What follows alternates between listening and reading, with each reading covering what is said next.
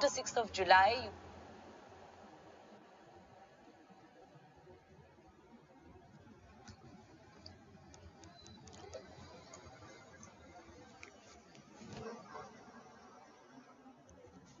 Good morning, everyone. Good morning, bachcho. Just let me know, am I audible and visible to all of you? Am I audible and visible? Shubham, let me know that, please. Goyal, Parveen, good morning. Good morning. Just show me a thumbs up if I am audible and visible. Pranav, I'm good. Mahalakshmi, I'm good. Thank you, Dr. Shubham, for confirming that I am audible and visible. So let's not waste your time. And today's session is very, very important. This is basically going to cover all that you need to know on labor, right? Everything you need to know on pelvis, everything you need to know on labor. I'm going to quickly revise it for you. As I told you, कि ये sessions ना, they are basically for revision sessions. This is not an understanding concept wala session. This is a quick revision session which we are going to take. Labor में क्या क्या questions आते हैं, we are going to revise them, and all those potential questions which I feel can come, I'm going to revise them also, right? So we are going to begin with pelvis. अब pelvis में what is important is inlet के diameters, and that to the AP diameters of the inlet. You should know what is the plane of least pelvic dimensions, plane of greatest pelvic dimension. You should know interischial diameter. You should know intertuberous diameter. These are 5 things which I want all of you to know in pelvis, so that you are prepared for any question which comes on pelvis. So let us quickly see what are the AP diameters of the inlet. Ab AP diameter of the inlet means कि आगे you are going to have pubic symphysis, anteriorly, posteriorly you are going to have sacral promontory.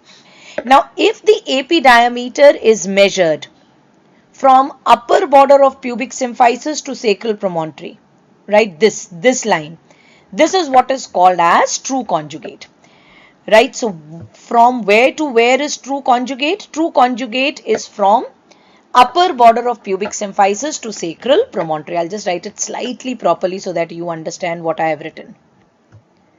Right, and what is the value of true conjugate? 11 centimeters.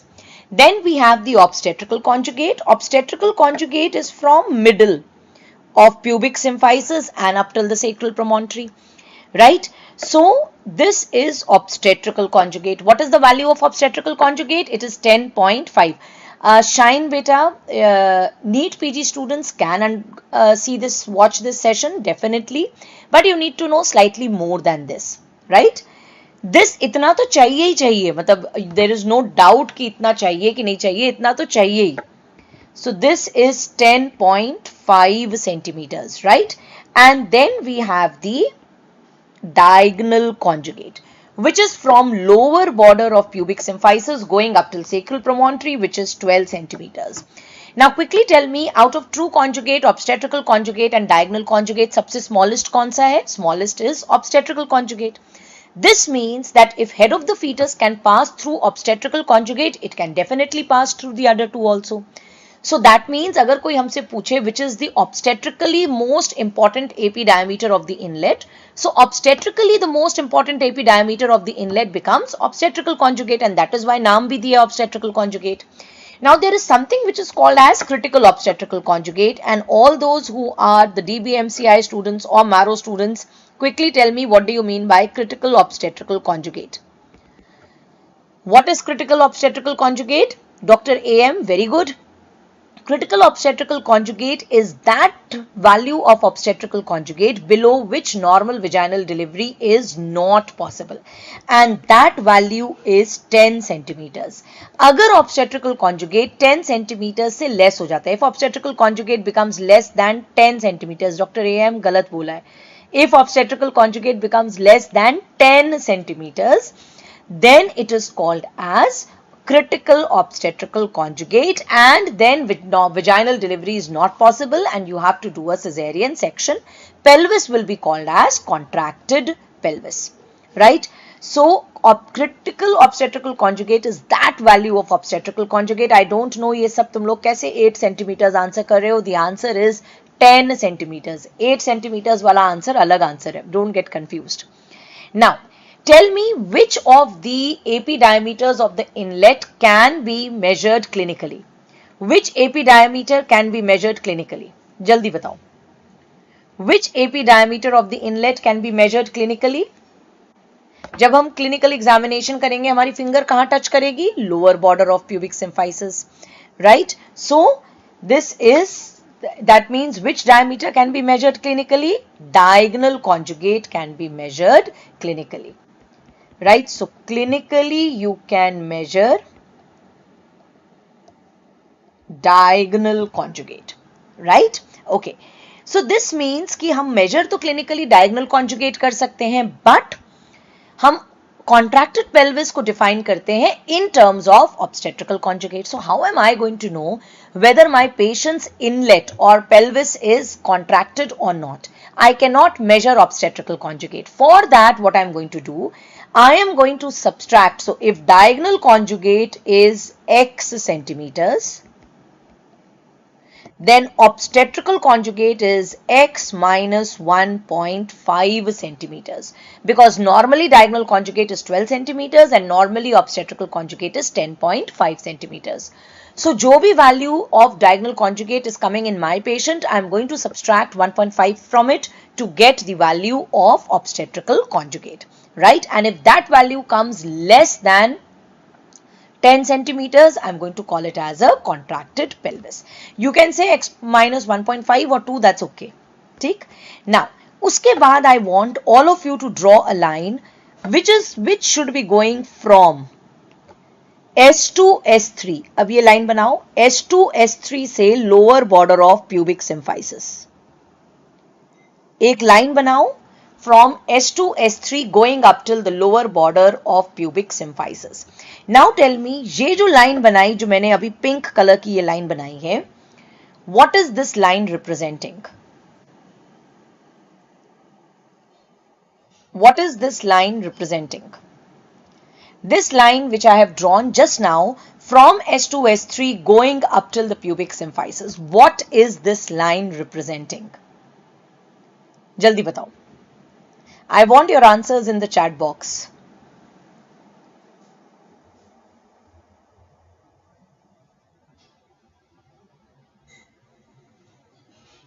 Excellent, Deepak. Awesome. Priyanshu, very good. This line is representing plane of greatest pelvic dimensions. Plane of greatest pelvic dimensions.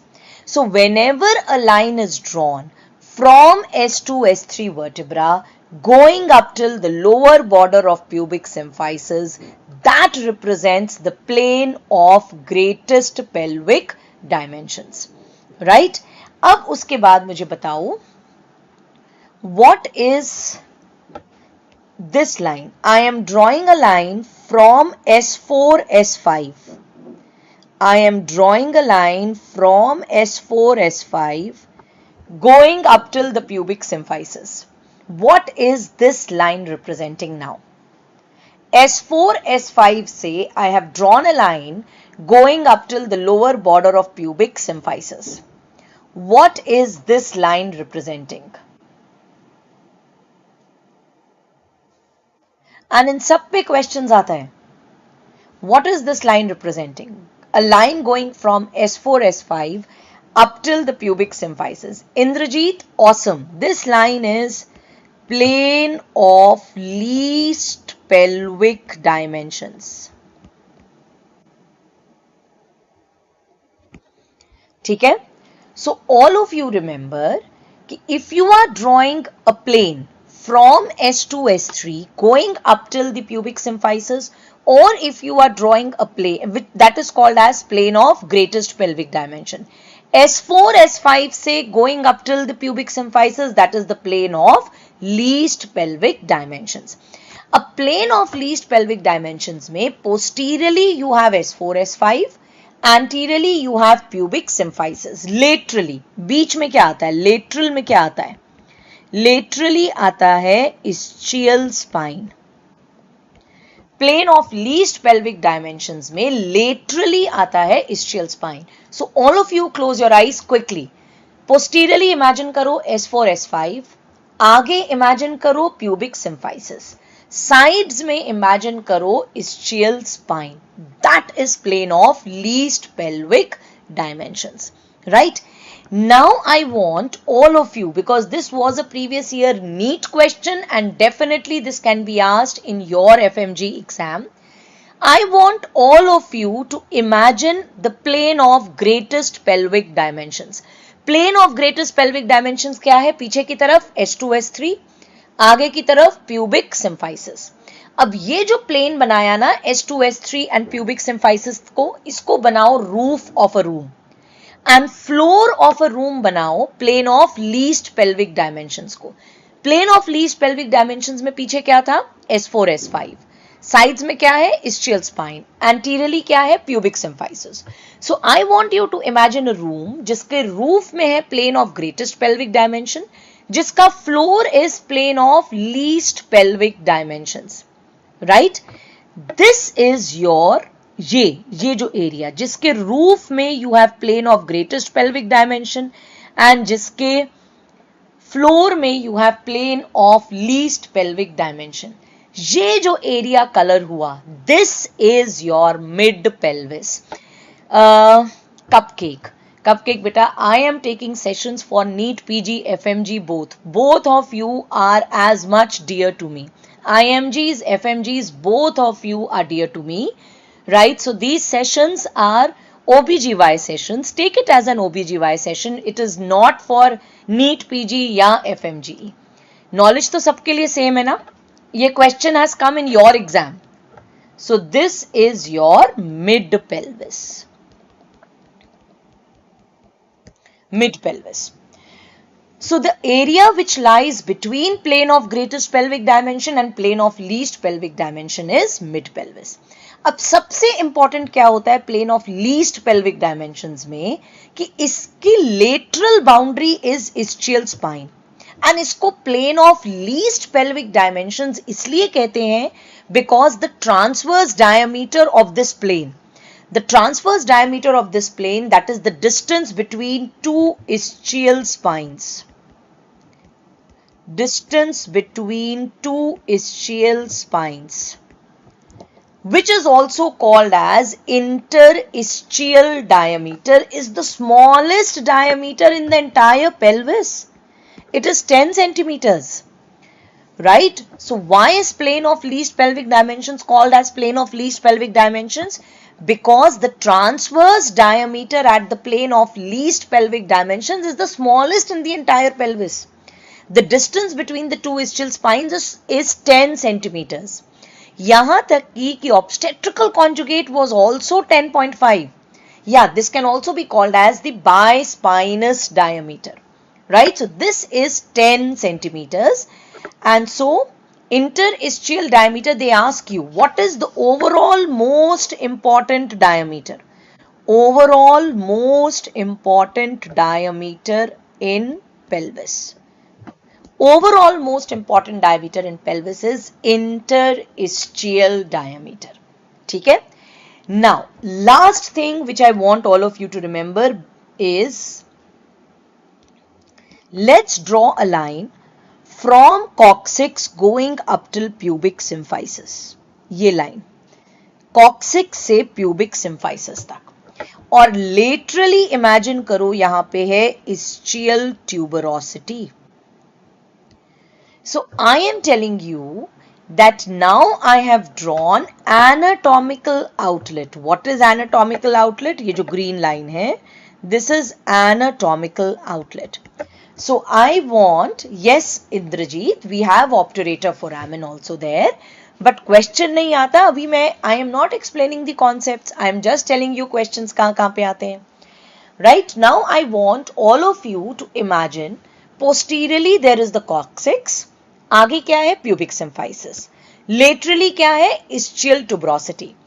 That is what is anatomical outlet. Practically all of us are sitting on our anatomical outlet. जहां पे पीछे we have the coccyx Anteriorly we have pubic symphysis, laterally we have ischial tuberosity, right? अब in anatomical outlet, देखो, in anatomical outlet, again the most important diameter which you have to remember is the transverse diameter. Transverse diameter of the anatomical outlet will be the distance between two ischial tuberosities, and that is why it is called as intertuberous diameter. Intertuberous diameter, right? Intertuberous diameter is 11 centimeters. Clear to all of you? So I want you to remember these diameters, all the three AP diameters of the inlet. I want you to remember transverse diameter of the plane of least pelvic dimension, transverse diameter of the anatomical outlet. I want you to remember the boundaries of the plane of least pelvic dimensions, plane of greatest pelvic dimension. I want you to remember what is mid pelvis, and I want you to remember anatomical outlet. Now, last time के NEET में they had colored this area of mid pelvis and they had asked that what is this area representing. Now I want all of you to do just one more exercise for me, and that exercise is कि again close your eyes and imagine the plane of least pelvic dimension. जितनी बार imagine करोगे ना उतनी बार याद होगा. So plane of least pelvic dimensions क्या था? Plane of least pelvic dimensions posteriorly क्या था? Posteriorly you had S4, S5. Anteriorly क्या था? Pubic symphysis. Laterally क्या था? Ischial spine. Right? Now make this the roof of a room. Right? Make this the roof of a room. Now, अब imagine करो anatomical outlet. Anatomical outlet क्या है? Anatomical outlet is posteriorly pubic symphysis. Posteriorly coccyx, anteriorly pubic symphysis, and laterally क्या है? Ischial tuberosities. Make it the floor of the room. So ऊपर है हमारे पास roof पे we have plane of least pelvic dimensions. यहाँ पे देखो purple colour का plane of least pelvic dimension. Floor में क्या है हमारे पास? Anatomical outlet. So ये जो दोनों के बीच में एरिया अब हम कलर करने जा रहे हैं, this area which I am going to color now, this is obstetrical outlet. The area between plane of least pelvic dimension and anatomical outlet, this is your obstetrical outlet. ठीक है? I will, Janvi, all PDFs I'm going to provide. Don't worry about that. Blank PDFs are there on SSS group and on CTG group. Annotated PDFs are also there of the previous sessions. Today's session PDF will also be there, right? After the session is over. Abhi, today I'll be taking your Gyne session also. Gyne session ka PDF, the blank PDF is already uploaded on both these groups since yesterday. Ab samajh mein aa gaya pelvis, all of you? Okay. Then, another thing which they ask you, and this is your question, beta. This is an FMG PYQ. Identify the type of pelvis. Identify the type of pelvis. A. Gynecoid, B. Android, C. Platyploid, D. Anthropoid. Identify this pelvis and tell me what type of pelvis is this? A, B, C or D?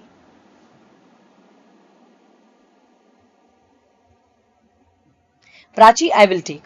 I am not going to ditch the NEET PG students. Definitely I'll be taking sessions for you people.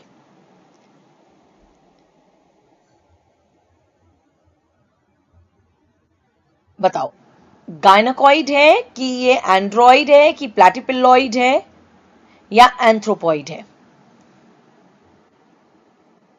I am so happy to see all of you answering. Excellent. Excellent. This is gynecoid pelvis. Arjun, Tanvi, I'll tell you why this is a gynecoid pelvis. देखो, जब भी pelvis की shape पे comment करना है, you have to look at the shape of inlet. ठीक है? Now, in order to identify the shape of inlet, you should be knowing the boundaries of inlet. Right? So, I know all the DBMCI bachas and all the Marrow students are knowing this because this question I make you do in the class as well. देखो, boundaries of inlet में you have pubic symphysis, then you have pubic crest and pubic tubercle. ठीक? Then you have this line over here. This line over here is called as the iliopectineal line. Then you have sacroiliac joint. Right? Then you have ala of sacral bone. Right? And then you have sacral promontory. And इसी तरीके से from the other side, I'm going to come back. Right? So, अब बताओ shape क्या बनी? What is the shape which has been formed? What is the shape which has been formed? The shape which has been formed is a round kind of a shape. And round shape or slight transverse oval is the shape of gynecoid pelvis. The problem or the mistake which you people do is, you call it as heart shaped because क्या करोगे तुम यहाँ आओगे and then you will take it like this and go like this. But this is not the boundary of the inlet. Right? You don't have to go up till the coccyx for the boundary of the inlet. Coccyx पहुंच गए तो आप outlet पे पहुंच गए ना. So shape of the inlet को देखते हुए you have to decide, and for that you have to know the boundaries. So this is oval shaped or this is round shape, and that is why this is a gynecoid pelvis. I want all of you to look over here. So once you look at the shape of the inlet, if the shape of the inlet is round or oval, shape of inlet, if it is round or it is a transverse oval, then that is gynecoid pelvis. Gynecoid pelvis is the most common variety of pelvis. In gynecoid pelvis, the transverse diameter is more than AP diameter. Transverse diameter is more than AP diameter. Next important point about gynecoid pelvis is that this is the female type pelvis. This is female type pelvis. Right? Now coming to the next pelvis, and that is this pelvis where you look at the shape of the inlet. How is the shape of the inlet? The shape of the inlet is heart shaped. Shape of the inlet is heart shaped, and obviously heart shaped inlet किनकी pelvis में मिलेगी? Male की pelvis में. Male pelvis has heart shaped inlet. Another important point about android pelvis is here also beta, the transverse diameter is more than AP diameter. Transverse diameter is more than AP diameter. Next important point is this is the only pelvis with prominent ischial spines, and that is why it is not favorable for delivery. Next important point, this is the most common pelvis which is associated with occipito-posterior position, and this is the most common pelvis which is associated with deep transverse arrest. Right? These are the points which you have to remember about android pelvis. If you look at the walls, it's not suitable for delivery. Definitely it's not. If you look at the walls of the pelvis are converging. Right? The side walls are converging. That is this type of pelvis which is android pelvis. Then we come to anthropoid pelvis. Anthropoid pelvis is a pelvis जिसकी shape is AP oval. Antero-posterior oval. This is the only pelvis जिसमें AP diameter is more than transverse diameter, and that is why question is asked over here. This is the pelvis which is associated with. Now I want all of you to be very, very careful, beta. If they ask you most common pelvis associated with occipito-posterior, then your answer is android pelvis. But if they ask you a question, most common pelvis which is associated with persistent occipito-posterior, or they ask you a question which pelvis is associated with direct occipito-posterior, whenever occipito-posterior के front में some kind of prefix is added, the answer changes from android to anthropoid. That is how you have to remember. Whether they ask you direct occipito-posterior or whether they ask you persistent occipito-posterior, your answer has to be anthropoid pelvis. Next, this is the pelvis which is associated with face to pubes delivery. Excellent. All of you were saying right, face to pubes delivery. Right, so these are the points which you have to remember about anthropoid pelvis. Then comes the least common variety of pelvis, which is platypilloid pelvis. In platypilloid pelvis, again the shape of the oval, the shape of the inlet, please remember it is a flat bowl-like shape. It's a flat bowl-like shape. Right, the other important point about platypilloid pelvis, over here transverse diameter is much more than AP diameter. And this is the pelvis which is most commonly associated with face presentation. Please don't confuse with face to pubes delivery and face presentation. Face to pubes delivery was common in anthropoid pelvis. Face presentation is common in platypilloid pelvis. So these are the important points which you had to remember about varieties of pelvis. The classification of pelvis is called as Cadwell-Molloy classification. Cadwell-Molloy classification, right? Other than that, I want you to remember two more types of pelvis. One is Negley's pelvis. What is a Negley's pelvis? A Negley's pelvis is where one ala of the sacral bone is absent. If one ala of the sacral bone is absent, that's a Negley's pelvis. And then we have a Robert's pelvis where both the ala of sacral bone are absent. Right, both these are varieties of contracted pelvis, and because they are varieties of contracted pelvis, management in them is cesarean section. So whenever it is Robert pelvis or Negley's pelvis, management has to be cesarean section. Now they have started asking you questions on cardinal movements of labor and the sequence of the cardinal movement of labor. Whether you are a NEET PG student or whether you are FMG student, they will give you 4 or 5 movements and they will ask you to arrange them in sequence. Now, if you are a Marrow subscriber or if you are a DBMCI student, I have shown you how vaginal delivery happens. What is the normal mechanism of labor? Quickly tell me what is the first thing what is going to happen? The first thing which is going to happen would be that the head of the fetus is going to enter into the pelvis. When the largest transverse diameter crosses the pelvic inlet, that is what is called as engagement. Engagement. Right?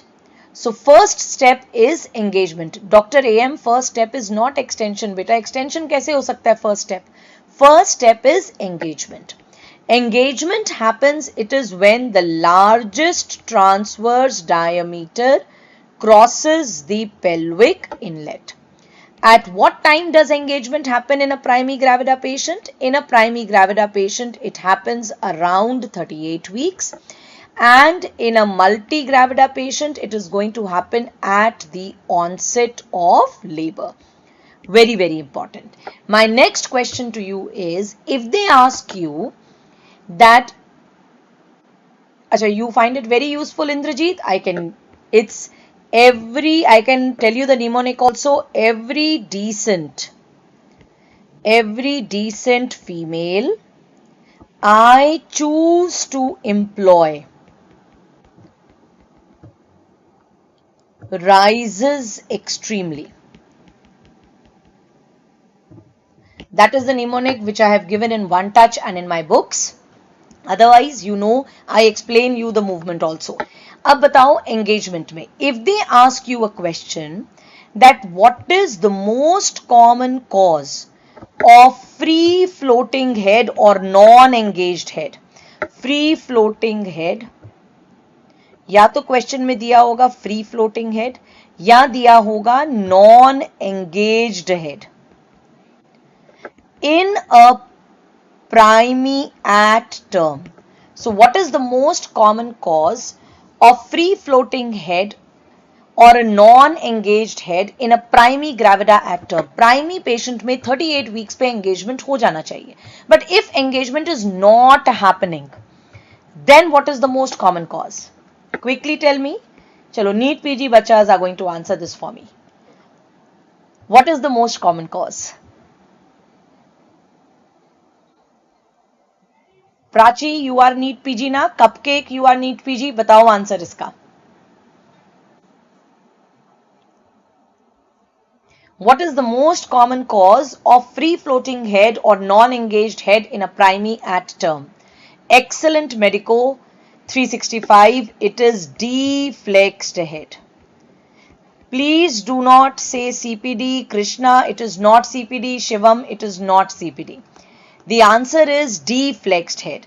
अगर deflexed head option में नहीं दिया है, then you are going to mark the answer as CPD. Best answer to this question is deflexed head, right? You will not mark it as CPD. ठीक है? Okay. And किसी ने placenta previa बोला, अगर CPD नहीं दिया है, then placenta previa. This is the sequence. Most common cause deflexed head, then CPD, and then placenta previa. Right? Now, every descent comes for descent. जैसे ही head of the fetus will come down, descent होगा, तो वहां पे it will meet levator ani muscle. Levator ani muscle उसको push करेगा due to recoil of the muscle. There is going to be flexion. Then there is going to be internal rotation. Tell me what is the most common position of the fetus at the time of labor? What is the most common position of the fetus at the time of labor? What is most common position at the time of labor? Jaldi batao.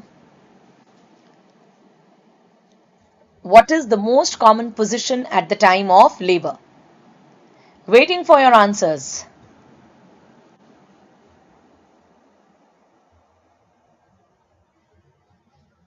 LOT. Excellent. LOT नहीं दिया है, then I am going to mark the answer as LOA. तो LOT position से baby के head को rotate करके DOA position में आना है, right? So by how much is internal rotation happening?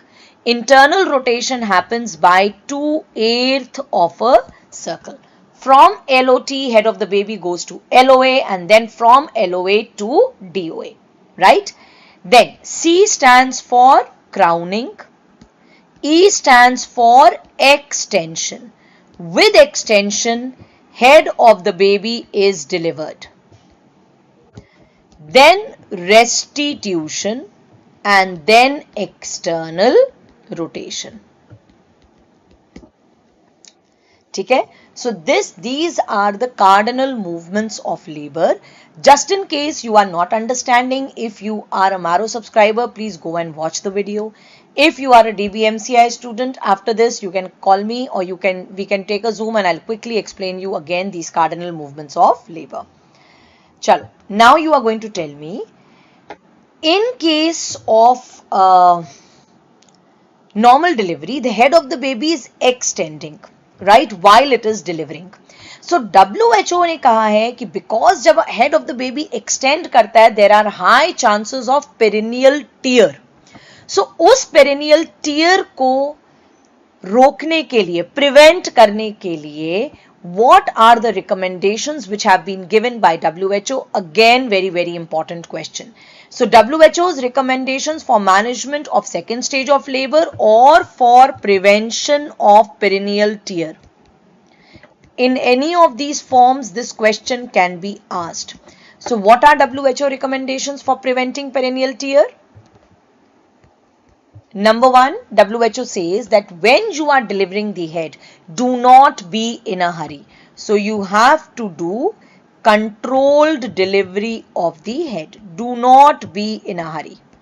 Number two, when you are delivering the head, one of your hand should be on the perineum to give the perineal support. So number two is perineal support. Number three, you can take a warm towel and put it on the perineum of the muscle, on the perineum of the patient, so that the muscles relax, right? So number three is warm compress at perineum. You take a warm towel and put it on the perineum, right? So muscles are going to relax, and because muscles are going to relax, the tear is not going to happen. Number four, you can go for a perineal massage, right? Sakshi, Raj or कौन है Prachi, two things which you never do are episiotomy. One of those things is never episiotomy. WHO does not recommend episiotomy. Smart surgeon episiotomy बोलोगे, class में बैठकर भी एपिजोटमी बोलोगे, गलत है ना? ओके, देन नंबर फाइव बताओ, मैंने क्लास में क्या बताया था? शिवम जल्दी बताओ. Last thing which I told you is WHO says कि initially you have to flex the head of the baby.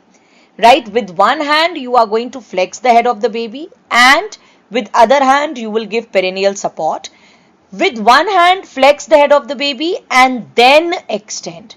Initially flex and then extend. Right, baby ka head is going to be delivered by extension, but initially flex the head so that smaller diameters come out. And what is this maneuver called as? Initially you have to flex the head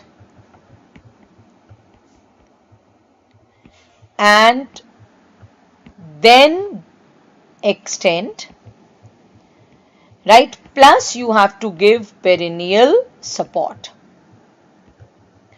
This is called as Rittgen maneuver. Very good. It is called as modified Rittgen maneuver. Modified Rittgen maneuver.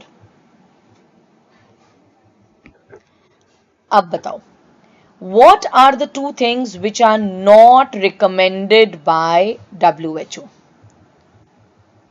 Two things which are not recommended by WHO. Number one, बहुतों ने बोल दिया, episiotomy. Episiotomy is not recommended by WHO. WHO says that every female who is delivering, you don't have to give them an episiotomy. Excellent, Deepak. Second one is fundal pressure. WHO does not recommend fundal pressure. So these are two things which are not recommended by WHO. Now let us quickly revise modified WHO partogram and labor care guide. Now, modified WHO partogram. Just let me quickly show both these partograms to you so that you can remember them. NEET PG bachas and FMG bachas, I will be taking your image based session also. And since NEET PG is right in front of us, maybe I take the session today or tomorrow for the image based session. Either I'll take it up today or I'll take it up tomorrow. See here. This over here is modified WHO partogram. Modified WHO partogram mein, please remember that modified WHO partogram is based on previous WHO recommendations, number one. Number two, modified WHO partogram mein, you can see two lines. One is alert line and the other one is action line. The time duration between both of them is 4 hours, right? As you can see in modified WHO partogram, the active phase is going to begin at 4 centimeters and plotting is going to begin at 4 centimeters. Common point about both the partograms, modified WHO partogram and labor care guide, is in both of them cervical dilatation is represented on y-axis and time is represented on x-axis. In both of them, big square का मतलब है 1 hour, small square का मतलब है 30 minutes, right? In both these partograms, we are going to represent the active phase of labor. Latent phase of labor is not represented in both of them. When it comes to labor care guide, in labor care guide, other than active stage or first stage of labor, you also plot second stage of labor. Second stage of labor was not plotted in modified WHO partogram. Number 2 difference. A striking difference between modified WHO partogram and labor care guide is, in labor care guide, there is no alert line, no action line. Third very important difference. In labor care guide, active phase begins at 5 centimeters, and that is why plotting is going to begin at 5 centimeters. In labor care guide also, cervix is plotted on y-axis and time is plotted on x-axis. Again, small squares are going to represent 30 minutes, big squares are going to represent 1 hour. Important point about this alert line and action line is, alert line is based on the principle that minimum dilatation in active phase should be 1 centimeter per hour. It is based on this principle. Whenever you have to do plotting on modified WHO partogram, plotting should begin on the alert line. Plotting should begin on the alert line. Every detail about partogram I have taught to you on the Instagram session. I took an Instagram live session where I have taught you in detail about labor care guide and about modified WHO partogram. I'm not going to repeat it here. I want all of you to watch that Instagram session. If it is not there, if you are not on Instagram, the same session has been put on Telegram also. Again, I'm going to put the link of that session on SSS group and on every group so that you can watch that session. That's a half an hour session with every detail about labor care guide and modified WHO partogram. Here, I'll just quickly make you write some important points which are differences between modified WHO partogram and between labor care guide. Modified WHO partogram is based on older WHO recommendations. Labor care guide is based on new WHO recommendations. Right? Now, in modified WHO partogram, we are representing the active phase. We do not represent the latent phase. In labor care guide, we represent the active phase of the first stage of labor plus the second stage of labor. Again, here latent phase is not represented. In modified WHO partogram, active phase begins at 4 centimeters. So, plotting is going to begin at 4 centimeters on the alert line. Right? In case of labor care guide, active phase begins at 5 centimeters. So, plotting begins at 5 centimeters. Please remember, in modified WHO partogram, alert line and action line, they are present. They are absent in labor care guide, and the time duration between alert line and action line is 4 hours. Right? Other important thing which I want you to remember about modified WHO partogram is that alert line is based on the principle. It is based on the principle that minimum dilatation in active phase should be 1 centimeter per hour. Whereas about labor care guide, I want you to remember that there is a new section which is there, and that new section is about supportive care. And in supportive care, 4 new points are included. Very, very important. Number 1, pain relief. What have I done for pain relief? Number 2, companion, that who is the companion present with the patient, present hai bhi ki nahi hai. Number 3, oral fluid, how much oral fluid is being given to the patient. And number 4, posture. in which posture is the patient lying, whether she is ambulated, whether she is lying in left lateral position, or whether she is lying in supine position. So there is a new section which is included, which is about supportive care, and in supportive care these 4 points are there. Clear to all of you? Yes. So this is what I want you to remember about modified WHO partogram and labor care guide. Other important things are in the live session which I have taken. Then very important is what are the steps in active management of third stage of labor. These steps, they should be on your tips. Number 1 step is you have to give injection uterotonic within 1 minute of the delivery of the baby. To whom do you have to give uterotonic? Please remember, you have to give uterotonic to the mother. Don't say I have to give it to the baby, right? Or immediately after the delivery of anterior shoulder of the baby. This is the most important step. The uterotonic which is recommended by WHO is oxytocin, right? So the one which is recommended by WHO is oxytocin. If oxytocin is not available, you are going to tell me what are the alternatives. What are the alternatives if oxytocin is not available? Tell me, if oxytocin is not available, what are the alternative uterotonic drugs which you have to give? Purvasha, I am asking about the alternative uterotonic drugs. Jaldi batao. Methyl ergometrin, Deepak Kumar, very good. Ab batao, methyl ergometrin, can it be given to hypertensive patients or not? Please remember, it is contraindicated in patients with high BP. Right, chalo, methyl ergometrin ho gaya. What is the other alternative? One is methyl ergometrin. Then syntometrin. Very good. Syntometrin. Then which one? Which is the third one? Third one, carbetocin. Excellent. What is carbetocin? Carbetocin is oxytocin analog, synthetic oxytocin. तो बताओ कार्बिटोसिन, अभी कार्बिटोसिन पे रहते हैं. Let me just talk about carbetocin. Dose पूछी जाती है कार्बिटोसिन की. What is the dose of carbetocin used for AMTSL? Very important. Purvasha, very good. It is contraindicated in topper, methyl ergometrin. Yes.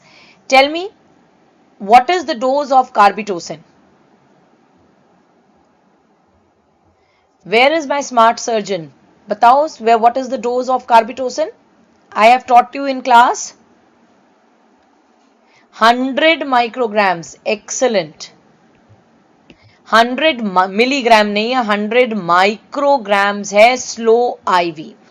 Then next is mesoprost. Excellent. बताओ mesoprost की dose for AMTSL.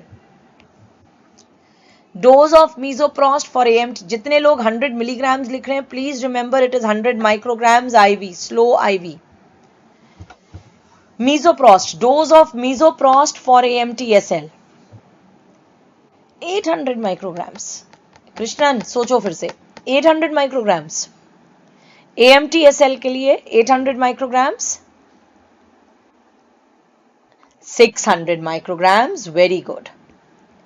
600 micrograms. Yes. अब बताओ. So many of you were saying carboprost. Please remember, carboprost is not used in management of AMTSL. Carboprost is a drug जिसको reserve करके रखा है for management of PPH. Please do not say carboprost. Carboprost is not used for AMTSL. जितने लोग carboprost बोल रहे थे, please highlight this point in your notes. Carboprost is not used for AMTSL. It is reserved for PPH. ठीक है? Okay. Then second is delayed cord clamping. That is clamping the cord within 1 to 3 minutes of delivery. Fourth step is delivery of the placenta by controlled cord traction. अब controlled cord traction की image बहुत बार पूछी जाती है.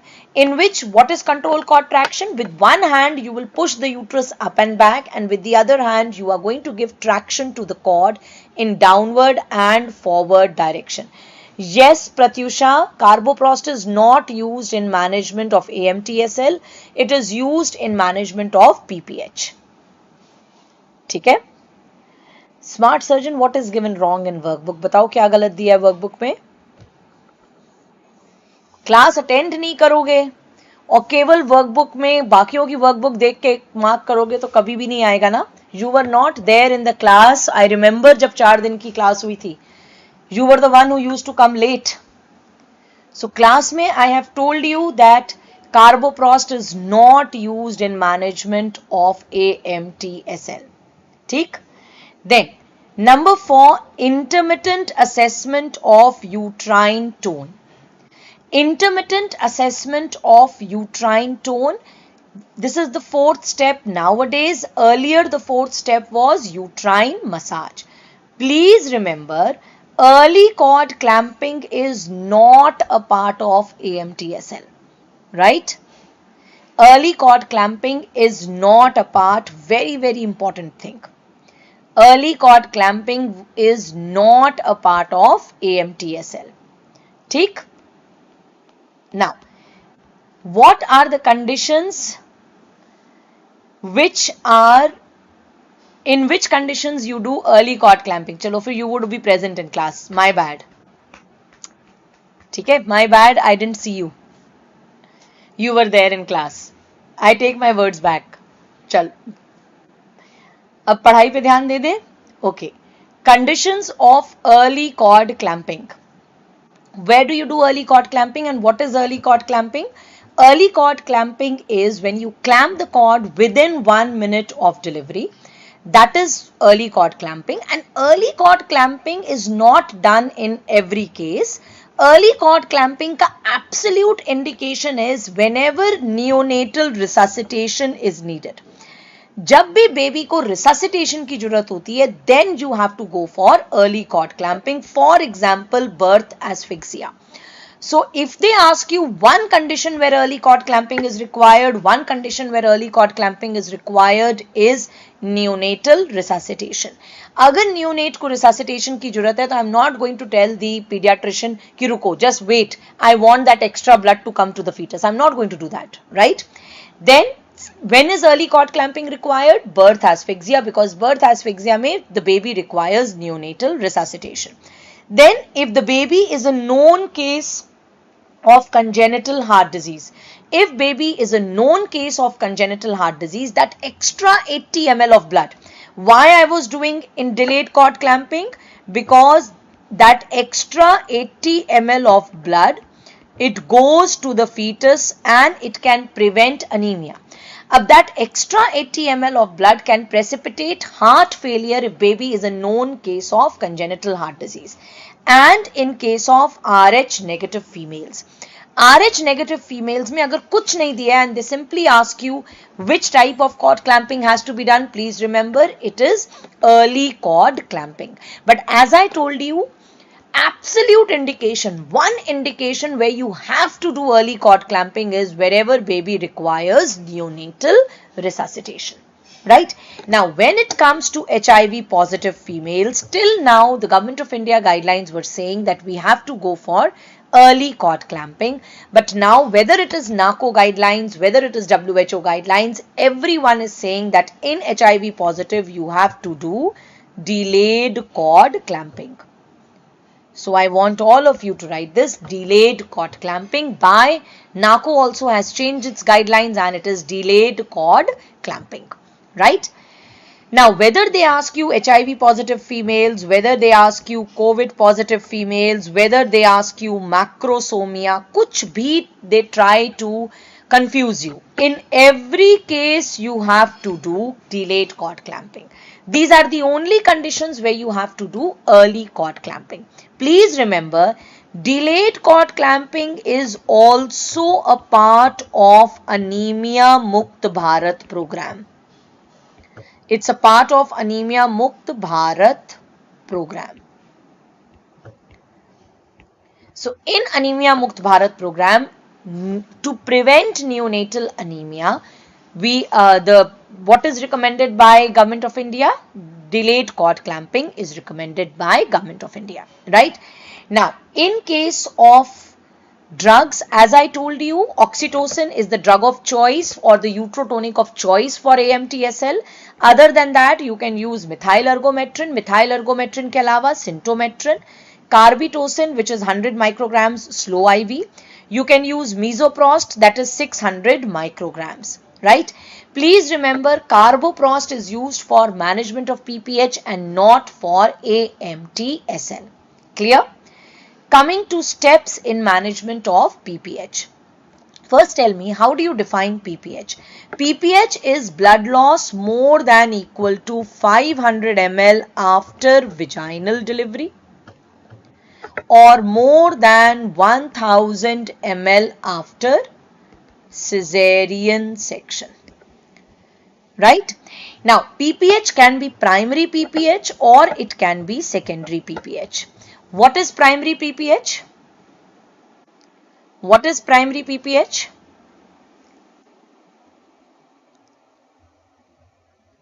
What is primary PPH? When PPH happens within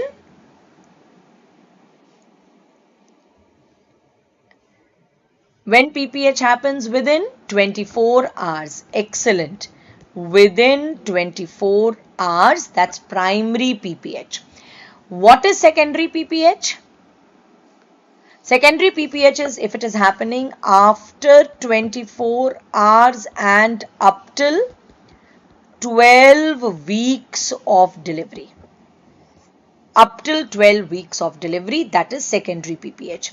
Most common cause of primary PPH is atonic uterus. Most common cause of secondary PPH is retained tissue, that is retained placenta. Now, please remember, risk factors for PPH are very important. I know most of you will remember polyhydramnios, twins, then multigravida females, all of this you will remember. I want you to remember some of them क्योंकि confusion इनमें होता है. Please remember PIH. PIH is a risk factor for PPH. Antepartum hemorrhage is a risk factor for PPH. Placenta accreta is a risk factor for PPH. Chorioamnionitis is a risk factor for PPH. Excessive use of oxytocin या excessive use of general anesthesia is a risk factor for PPH. Rest I know all of you know, remember the other ones. These are the ones जिनमें confusion होता है. I am not giving you the entire list because बाकी I know you remember. Right? Prolonged labor, instrumental delivery, macrosomia, all this you remember. These are the ones which you tend to forget. So I am just writing the ones which you tend to forget. Take? So yes, these all can lead to PPH. Now, what are the steps in the management of atonic PPH? In steps in the management of atonic PPH. Now, steps in the management of atonic PPH. सबसे पहले, once you are sure that you are dealing with atonic PPH, first thing what you have to do is a bimanual massage. Now please remember, PPH is an obstetrical emergency and ये ऐसी emergency है जिसमें the same steps have to be followed which I am going to tell you. Right? You are going to follow the same steps in which I am going to make you write. So you will do a bimanual massage. You cannot do it alone, na?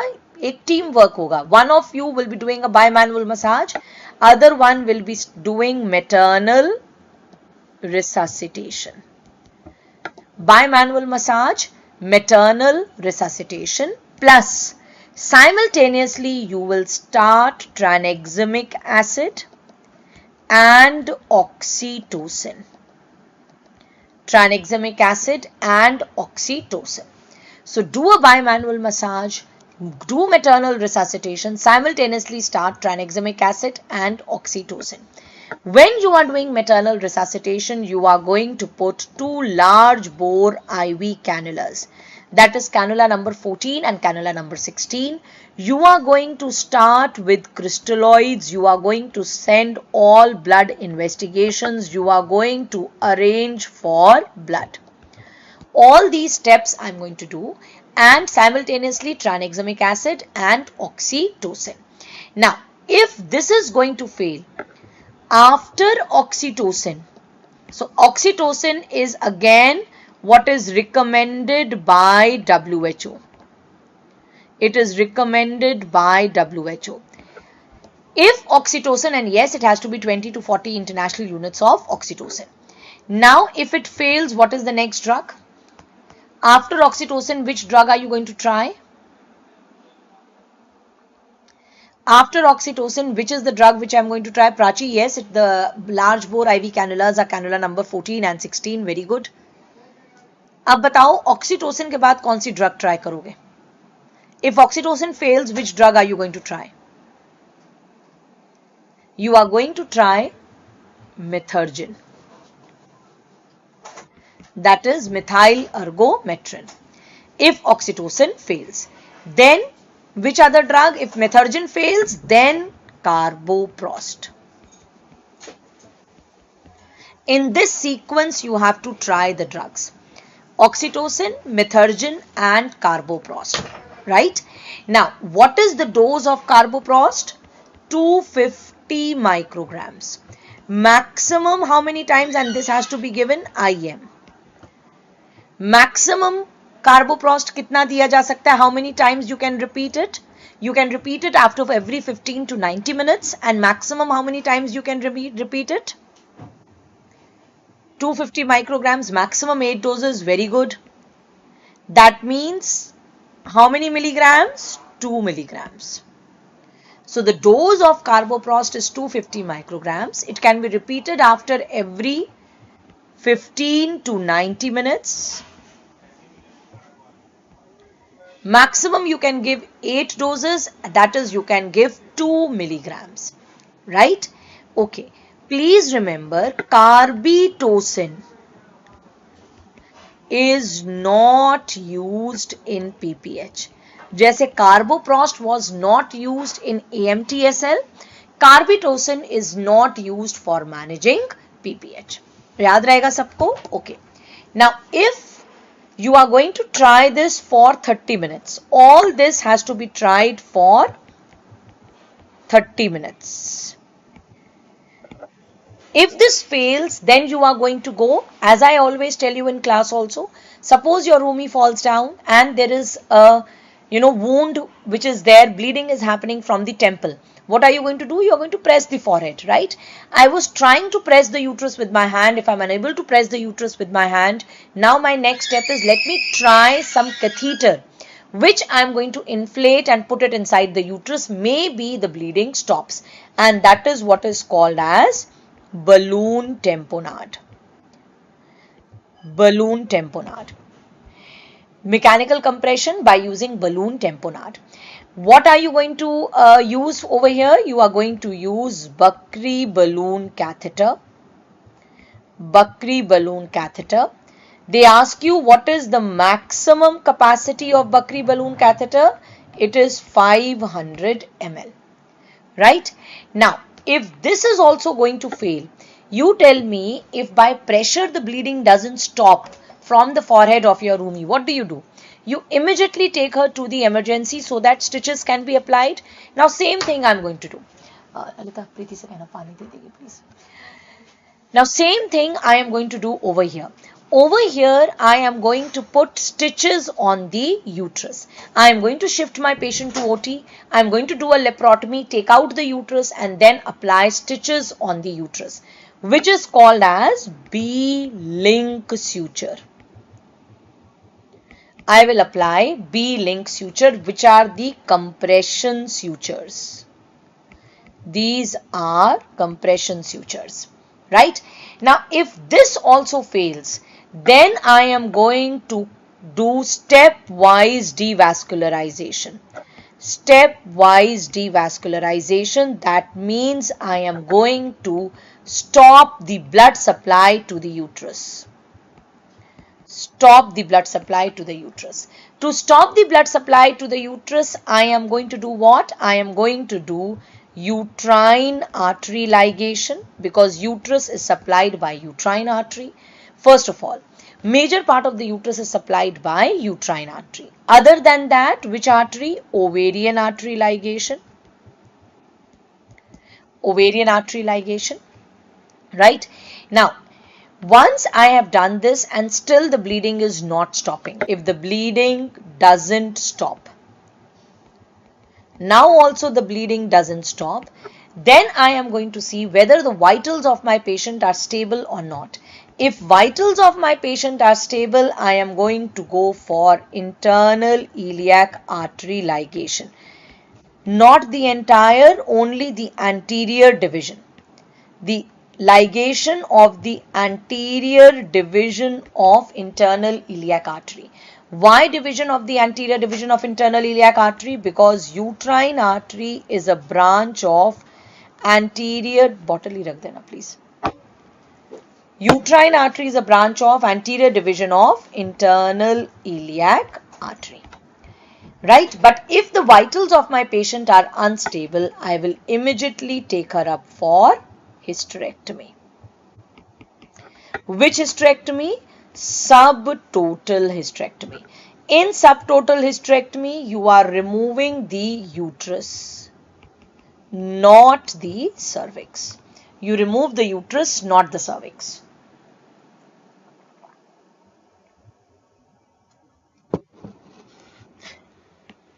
It's not unstable hysterectomy, it's subtotal hysterectomy. You have to remove the uterus, not the cervix. Clear to all of you? Yes? Done? Have you understood how to manage stepwise management of PPH? Okay. Next important question which they ask you is on postpartum collapse. Now, postpartum collapse pe they have started asking you questions recently, and many questions are being asked, whether you are a NEET PG aspirant or whether you are FMGE aspirant, questions are asked. If they ask you what is the most common cause of postpartum collapse, most common cause of postpartum collapse is PPH. Right?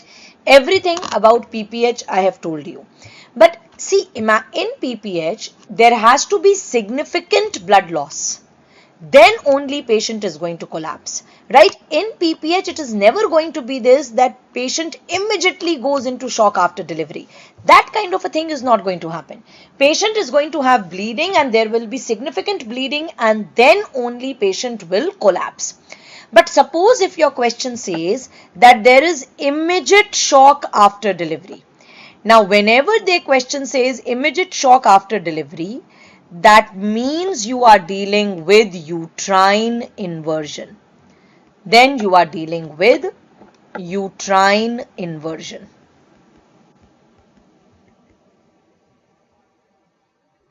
Uterine inversion.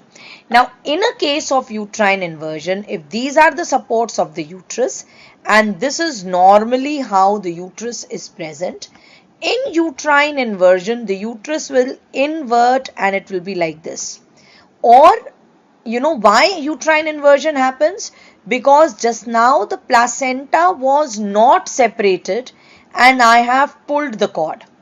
Right? I have pulled the cord, the placenta was not separated. So either the fundus of the uterus will dip or the entire fundus of the uterus will come out. Right? Both these are uterine inversions. Now, all of you know where is the uterus present immediately after delivery? Uterus is present immediately after delivery at the level of, just below the level of umbilicus. So, जब भी uterine inversion होगा and I am going to do a per abdominal examination, I am going to get a cup-like depression just below the umbilicus. So, there will be a cup-like depression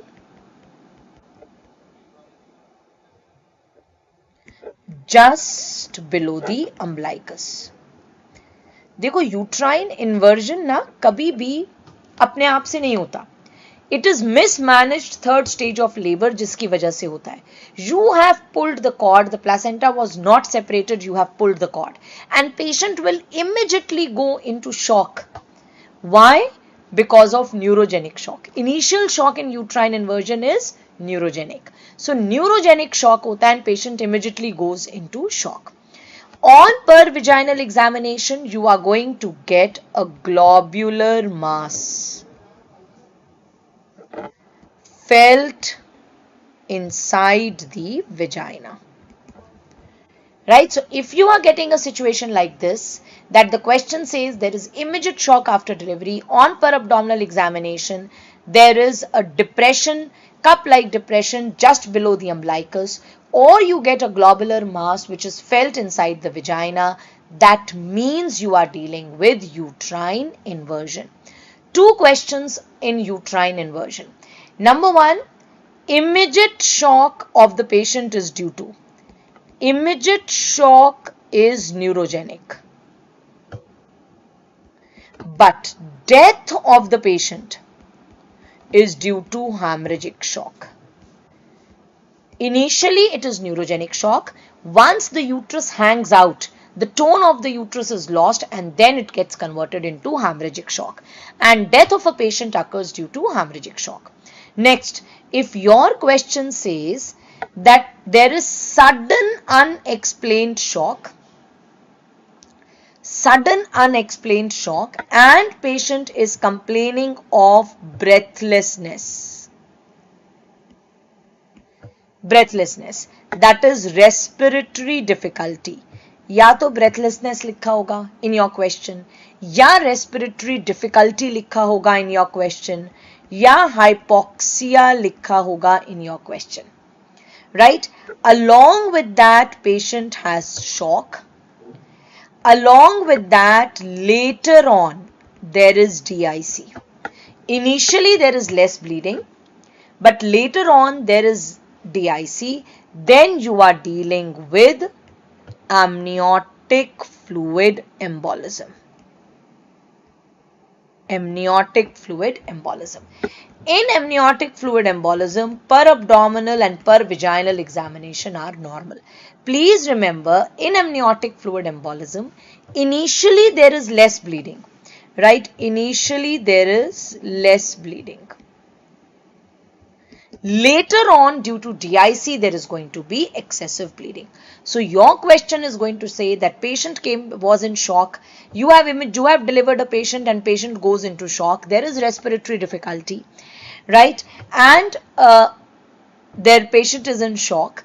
The question can say less bleeding or question can say DIC, right? Either of these two things question can say. Per abdominal everything is normal, per vaginal everything is normal. That means you are dealing with amniotic fluid embolism, right? Now, next question. Next question is, if your question says that there is a patient who's complaining of pelvic pressure, severe pain and difficulty in passing urine after delivery. All this is happening after delivery. After delivery, patient is having some sort of pelvic pressure or she is having severe pain and there is difficulty in passing urine. What is your diagnosis?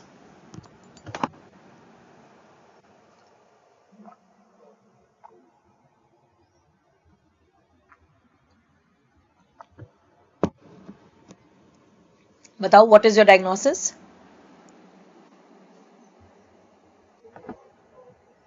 Excellent, Monica. The answer is hematoma, and because most common is vulval hematoma, I'm going to take it as a vulval hematoma.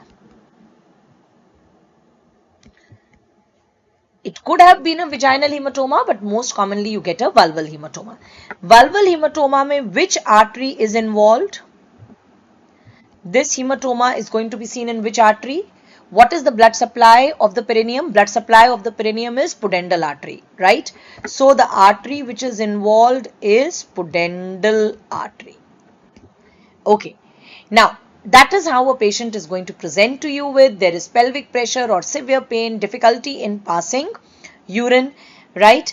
And This is how the patient is going to present to you. So you should immediately come to know that you are dealing with vulval hematoma. How do you manage a vulval hematoma? What is the management of vulval hematoma? Vulval hematoma has to be managed conservatively. It has to be managed conservatively with ice packs and analgesics. But there are certain conditions where you have to go for surgical management. What are the indications for surgical management? The indications for surgical management are if your patient is having severe pain, if the size of the hematoma is increasing, or if your patient goes into shock. Because if their patient is going into shock or if the size of the hematoma is increasing, that means there is an active bleeder present. And so I will have to do an incision and drainage of the hematoma. I will have to ligate the bleeder and I will have to close the cavity of the hematoma. That is what I have to do if my patient is going into shock, or if the size of the hematoma is increasing, or if there is severe pain. Clear to all of you? Yes? Now, next important point is they ask you questions on perineal tears.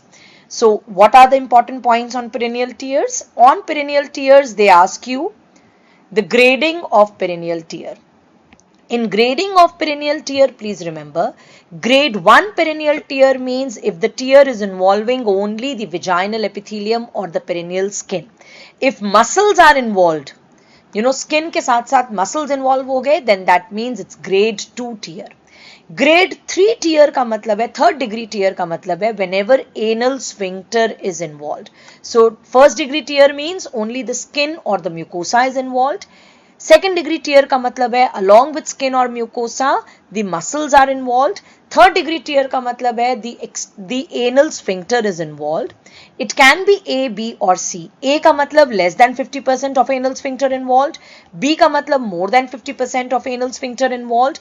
And C का मतलब internal anal sphincter involved. A and B are less than 50% of external anal sphincter. B is more than 50% of external anal sphincter.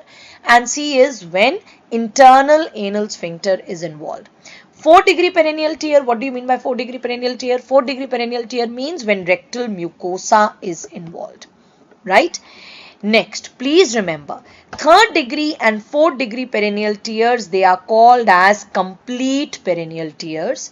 3rd degree and 4th degree perineal tears, they have to be repaired in OT under general anesthesia.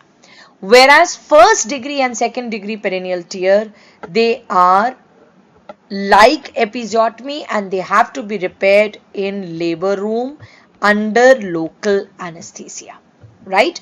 So please remember the grading of perineal tears. I have also told you what are WHO recommended methods to prevent perineal tear, which are very, very important.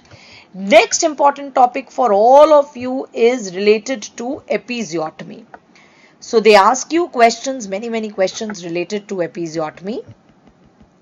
So if this over here is the introitus, that is the opening of vagina, this is the anal sphincter, this is the opening of vagina. Now we all know muscles are present over here.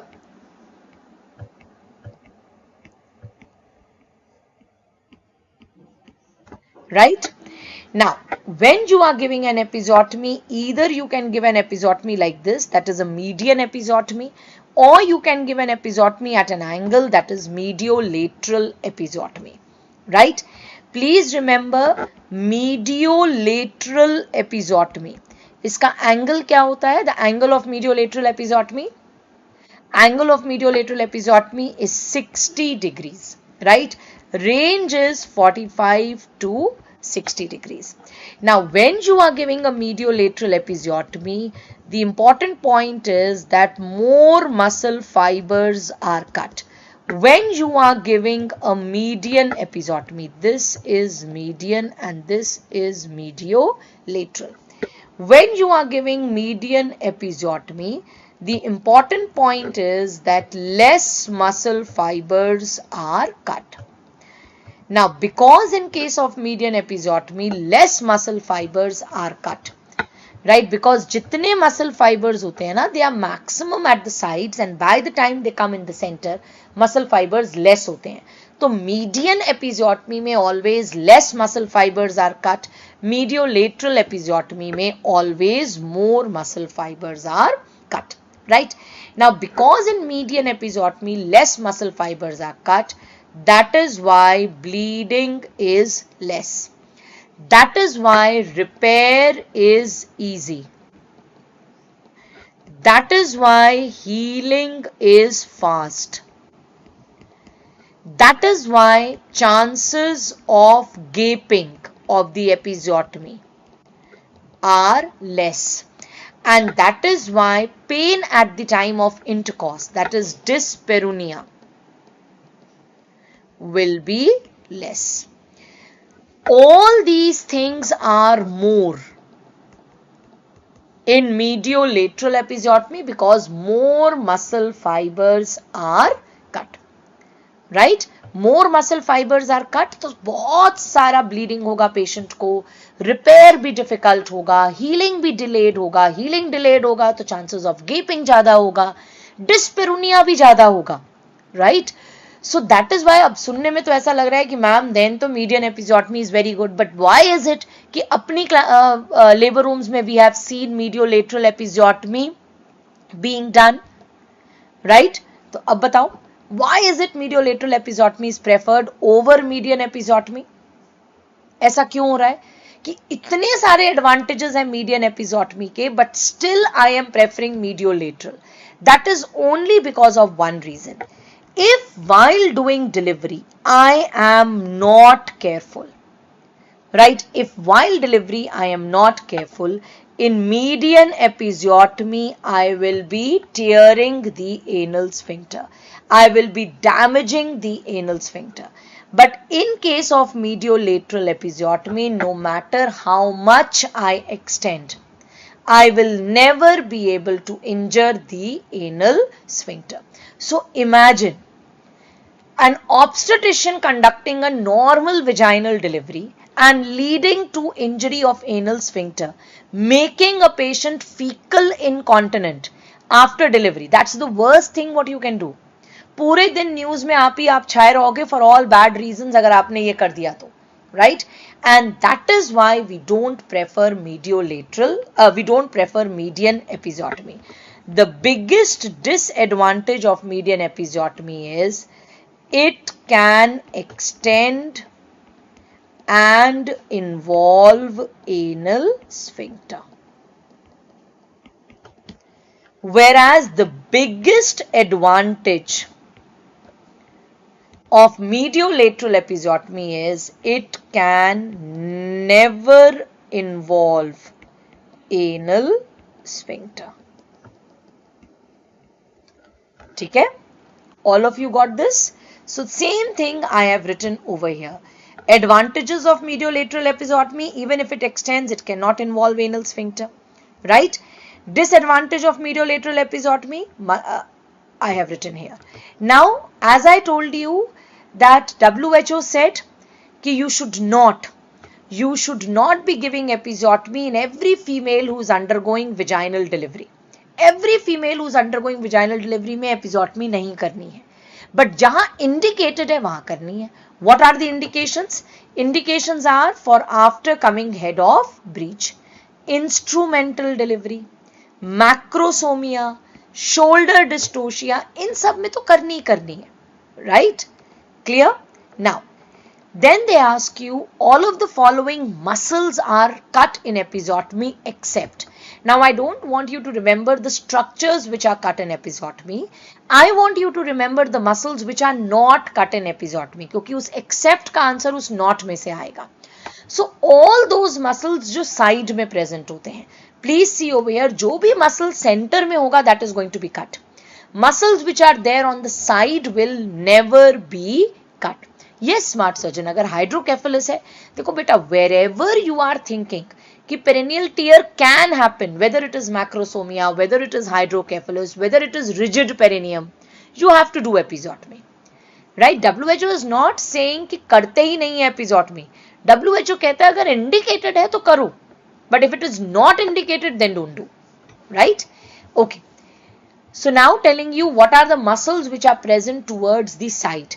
Muscles which are present, yes Vijay, the muscles which are present towards the side are ischio wale muscles. And as I always tell you, ischio-coccygeus, ischio-cavernosus. Ischio-coccygeus की जगह पे they can also write simply coccygeus. Then obviously anal sphincter is not torn and obturator internus is not torn, right? So ischio wale muscles are not cut during episiotomy. Ischio-cavernosus, ischio-coccygeus, right? All of you should remember that levator ani is made up of only two muscles, pubococcygeus and iliococcygeus. Clear? Right. So this is about episiotomy. Abhi yahan tak any questions do you have? Any questions which you have till here? Any one of you? Any of you have any questions till here? I know I'm going a little fast because this is a revision class. So revision class में थोड़ा तो fast होना बनता है.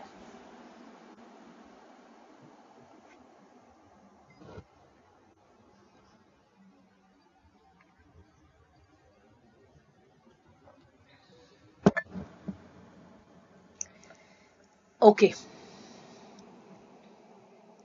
No questions? Manoj, you can get the PDF. The empty PDF, the blank PDF is there on the SSS group and on the CTG group. And this annotated PDF, again, अभी आने दो विजय, let me come. मुझे scores पे आने तो दो, अभी मैंने पढ़ाया कहाँ है? I have not taught you the scores just now, na? Let me come to the scores. PDF is there on SSS group and on the CTG group. SSS study with Dr. Sushil and Dr. Sakshi.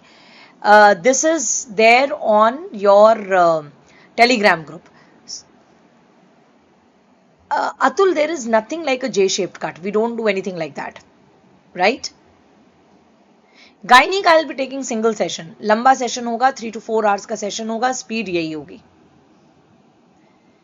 ठीक है? Okay. Now, coming to important points on malpresentation. What is the most common malpresentation? Most common malpresentation is breach. Now, if they ask you what is the most common cause of breach or transverse lie, transverse lie mein what is the presentation? What is the presentation in transverse lie? Who's going to ask? Who's going to answer? What is the presentation in transverse lie? Shoulder presentation. Right?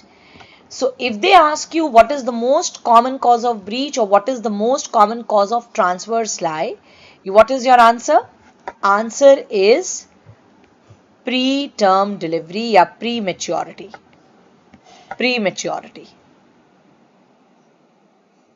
See, all the babies automatically rotate between 32 to 34 weeks. So, before 32 to 34 weeks, जितने भी babies breach में होते हैं, जितने भी baby transverse lie में होते हैं, they will automatically rotate and they are going to become cephalic. But if this auto rotation doesn't happen, why will this auto rotation not happen? Because delivery happened before 32 to 34 weeks. So, the most common cause of breach or transverse lie is prematurity or preterm labor. Now, whenever a breech patient or transverse lie patient comes to us in antenatal period, I have to try external cephalic version. What do you mean by external cephalic version? External का मतलब per abdominally I will rotate. So, per abdominally I will rotate the fetus and we will make it cephalic. That is what is meant by external cephalic version, right? Now, this can be done only if the baby is breech or transverse lie, and this can be done only if it is a single pregnancy. It cannot be done in twin pregnancy. Time for external cephalic version. Time for external cephalic version is more than 36 weeks. You can do it any time after 36 weeks. Best time 37 weeks. Best time 37 weeks. I have written more points on external cephalic version or no? Acha. I want you to add a few more points on external cephalic version. So on external cephalic version, please write the prerequisites. Prerequisites for external cephalic version, it should be that it has to be a singleton pregnancy. You cannot do it in twin pregnancy. Number 2, amniotic fluid should be adequate. When I'm saying amniotic fluid should be adequate, that means membranes should not be ruptured. Membranes should not be ruptured. Number 4, it cannot be done in active phase of labor. But please remember, it can be done in latent phase of labor. Next important point is, it should not be done in any condition where vaginal delivery is contraindicated. For example, in contracted pelvis.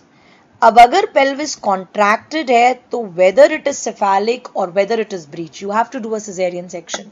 For example, placenta previa. Right, so these are the things which you have to keep in mind before you do external cephalic version. It is done in OPD. It is done under CTG guidance, or right, it has to be done under CTG guidance, and you can give terbutaline to the patient for uterine relaxation. Uterus को relax करने के लिए you can give terbutaline. Next important point is external cephalic version is relatively contraindicated in VBAC patients, in cesarean section patients. In cesarean section patients. External cephalic version is not an absolute contraindication in cesarean section patients. Internal podalic version is absolutely contraindicated in cesarean section patients. What were the conditions? In which condition were you doing internal podalic version? Last time I told you, internal podalic version, it is done in twins when the second twin is transverse lie. Right, it is done under general anesthesia in OT. So this is what is internal podalic version and external cephalic version. In internal podalic version, you are taking your hand inside the uterus, you are holding the leg of the baby and you are rotating the baby. Right? So that is what you have to remember about external cephalic version. Then next important point.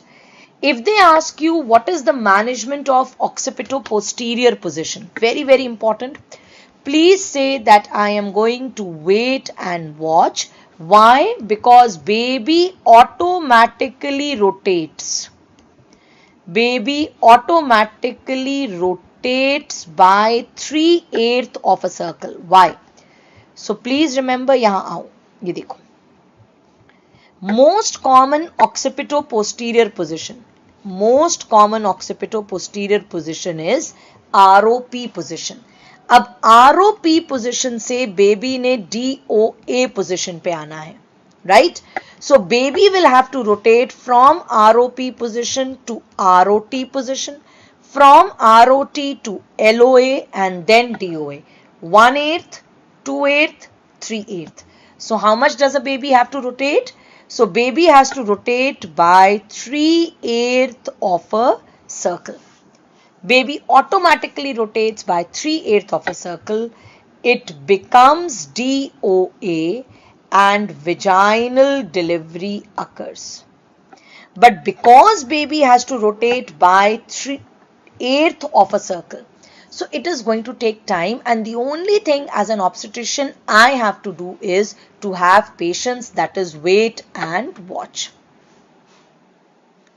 Wait and watch. So if your question says that a baby is in occipito-posterior position, what do you have to do? You have to wait and watch.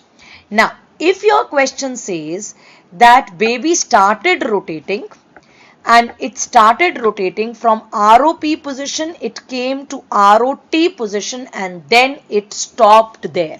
It did not rotate any further, right? So occipito-posterior say it became occipito-transverse, but occipito-transverse ke aage rotation did not happen, right?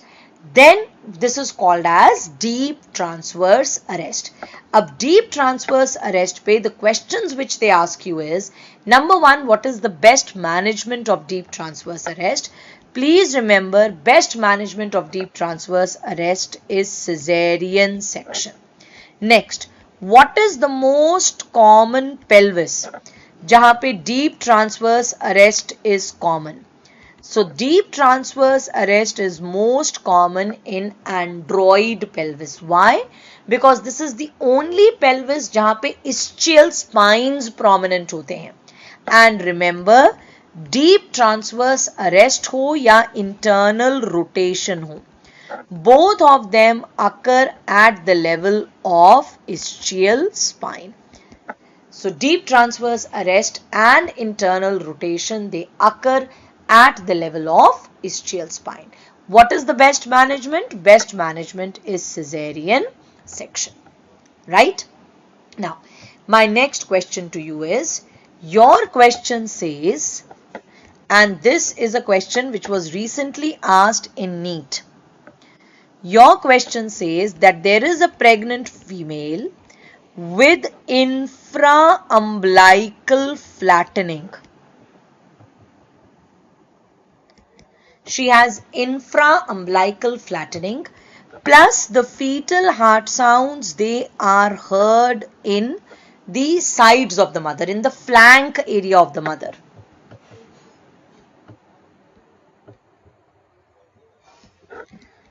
What is your diagnosis? What is the diagnosis? This is case number 1. Case number 1. What is your diagnosis? There is a pregnant female with infraumbilical flattening and fetal heart sounds heard in the flank area of the mother.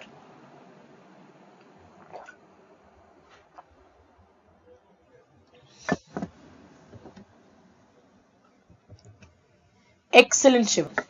It is occipito-posterior position. Occipito-posterior position. Now coming to case number 2.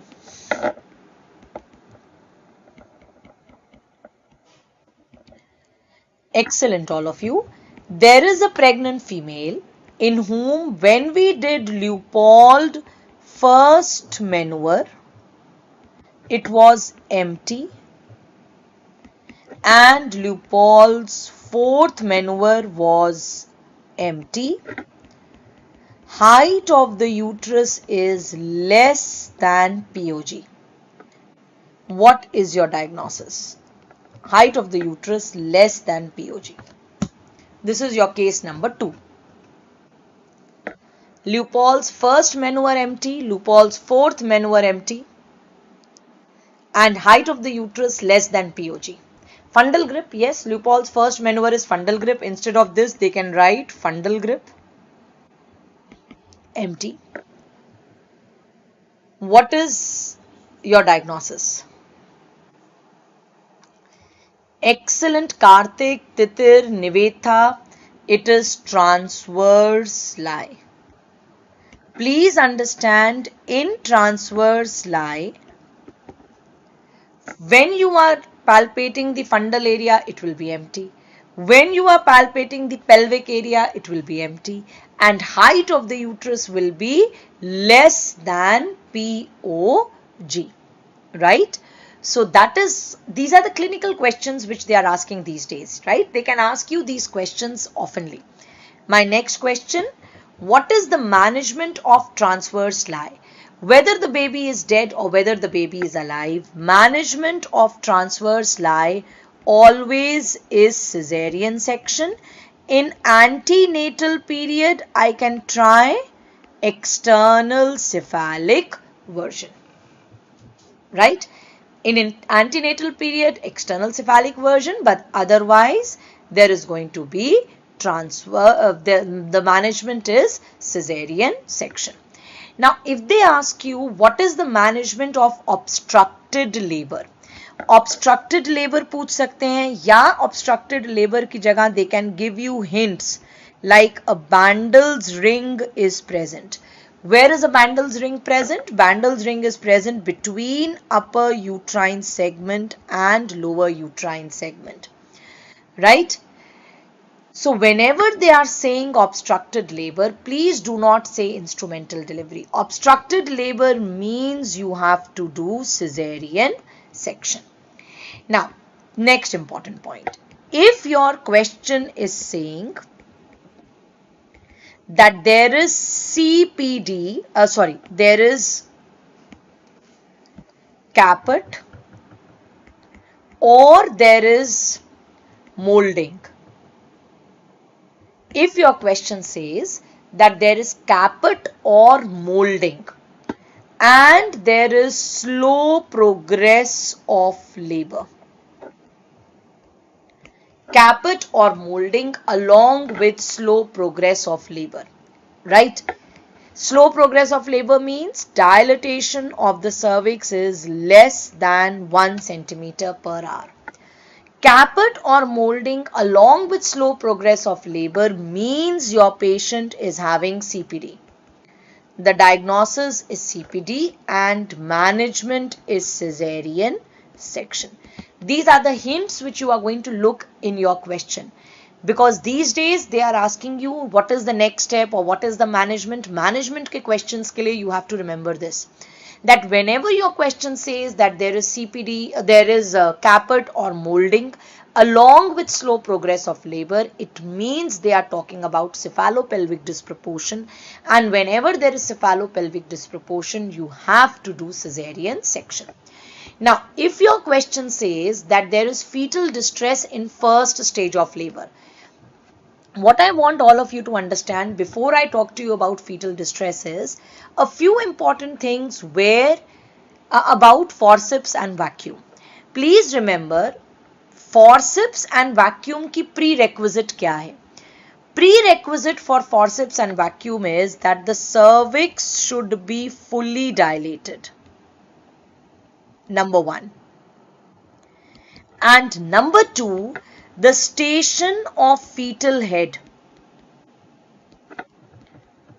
should be more than equal to +2. In other words, +2, +3, +4, +5.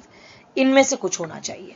You cannot apply forceps or vacuum if the station of fetal head is above +2, right?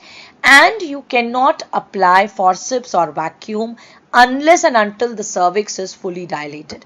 And cervix will be fully dilated in second stage of labor. This means I can apply forceps and vacuum only during second stage of labor and not before that, right? That is why whenever fetal distress is happening in first stage of labor, the only option which I have is cesarean section. But if fetal distress is happening in second stage of labor का मतलब is cervix is fully dilated. In this case, in the question, you have to look for the station of fetal head. Agar station of fetal head is above +2. If station is above +2, go for cesarean section. And if station is below +2 or at +2, then you have to apply forceps. Then it's better to apply forceps. Please remember, fetal distress के case में forceps are better than vacuum. right? So the only thing what I have to keep in mind is whether the station is above +2 or whether the station is at or below +2. Clear?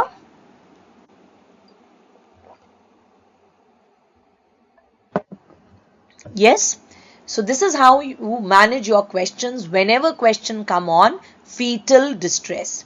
Is this point clear to all of you, how you are going to manage questions related to fetal distress, obstructed labor, CPD? How are you going to answer them?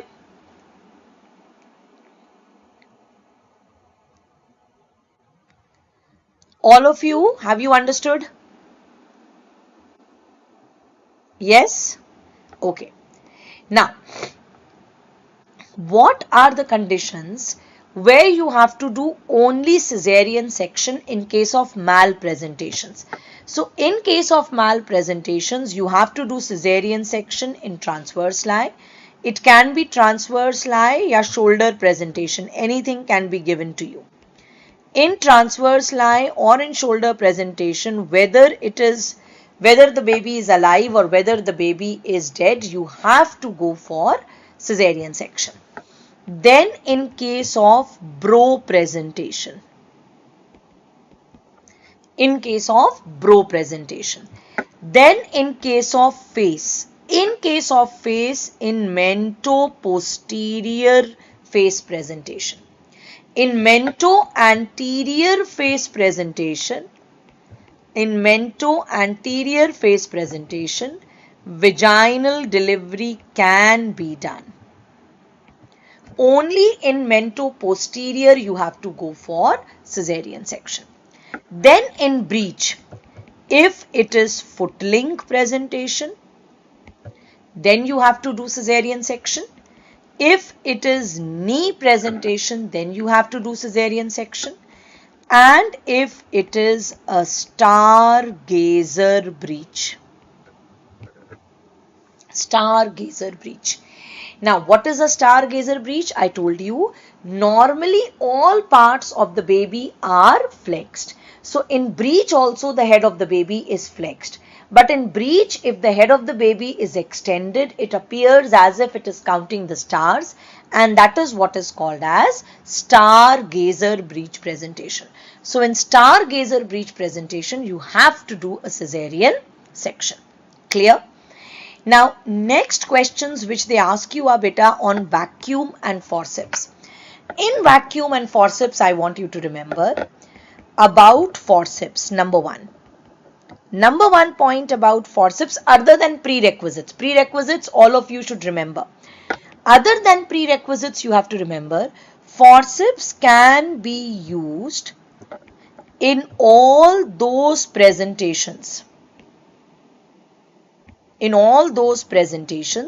Where cesarean is not mandatory. Right? So where cesarean section is not mandatory, in all those conditions you can use forceps.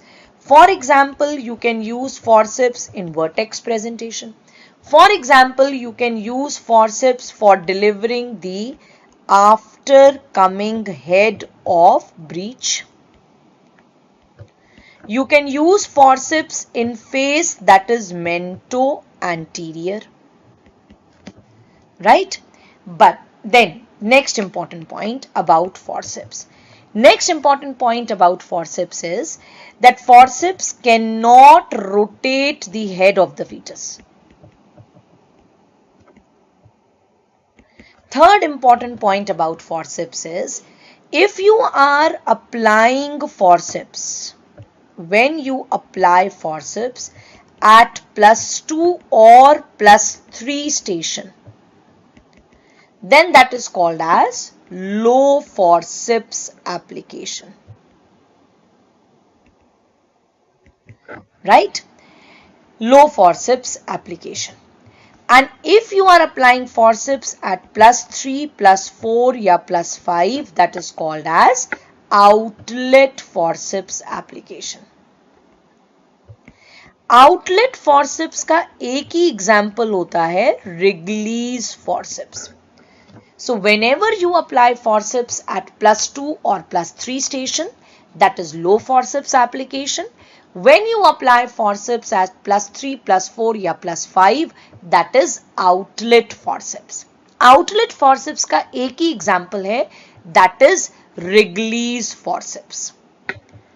Clear to all of you? Now understand one more thing. This time in NEET they asked a question that head of the baby is at +3 station, right?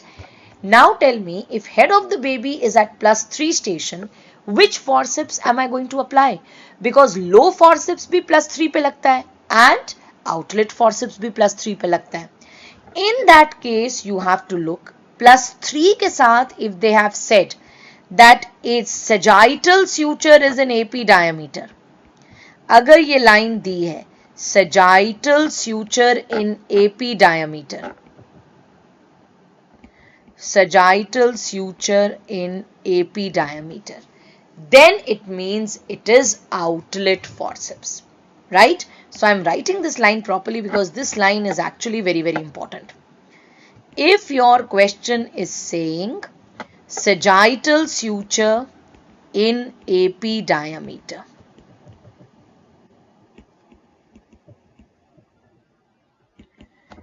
then in that case you are going to apply outlet forceps, right? So please remember station +2 है या +3 है low forceps, +3, +4, +5 outlet forceps. +3 में if this line is given sagittal suture AP diameter, then mark the answer as outlet forceps. अगर ये line नहीं दी है, then mark the answer as low forceps. Clear to all of you? Yes. Then important point about vacuum. About vacuum, the good point is that number one, it can rotate the head of the baby. It can rotate the head of the fetus. Number two, although I'm not going to use it, but it can be applied. Please remember, जो vacuum का cup होता है ना, उसका diameter is 6 centimeters. So the moment cervix is dilated to 6 centimeters, I can apply vacuum. So it can be applied if cervix is more than equal to 6 centimeters dilated. I am not going to apply it, but it can be applied theoretically.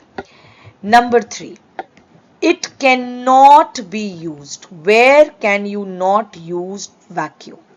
Number 1, it cannot be used in preterm babies. Number 2, because the head of the baby is very soft. अगर आपने baby के head पे vacuum लगाया preterm baby के, then there are increased chances of intracranial hemorrhage, right? Number 2, it cannot be applied for after coming head of breech. It cannot be applied in face presentation, right? In all these conditions you can apply forceps, but you cannot apply vacuum. Clear to all of you? Yes. Last point which I want you to remember, in PIH, in heart disease of the mother, right, and in fetal distress, forceps is preferred over vacuum. I am not saying that vacuum cannot be applied, but forceps is preferred over vacuum. In PIH, in heart disease of the mother, and in case of fetal distress. Clear? So this is about forceps and vacuum. Coming to your question, which was FMGE 2023 question, and that is why I have taken up forceps and vacuum in detail. Ventouse. Remember, ventouse is the other name for vacuum. Vacuum is contraindicated in. So it is contraindicated in premature babies, right? In maternal heart disease, I prefer forceps, but that doesn't mean that vacuum is contraindicated, right? Fetal distress में we are preferring forceps, but that doesn't mean that it is contraindicated. Okay. Coming to cesarean section. Now, whenever I am doing cesarean section, And if I am giving a incision on the upper uterine segment, then that is called as classical cesarean section. It is called as classical cesarean section.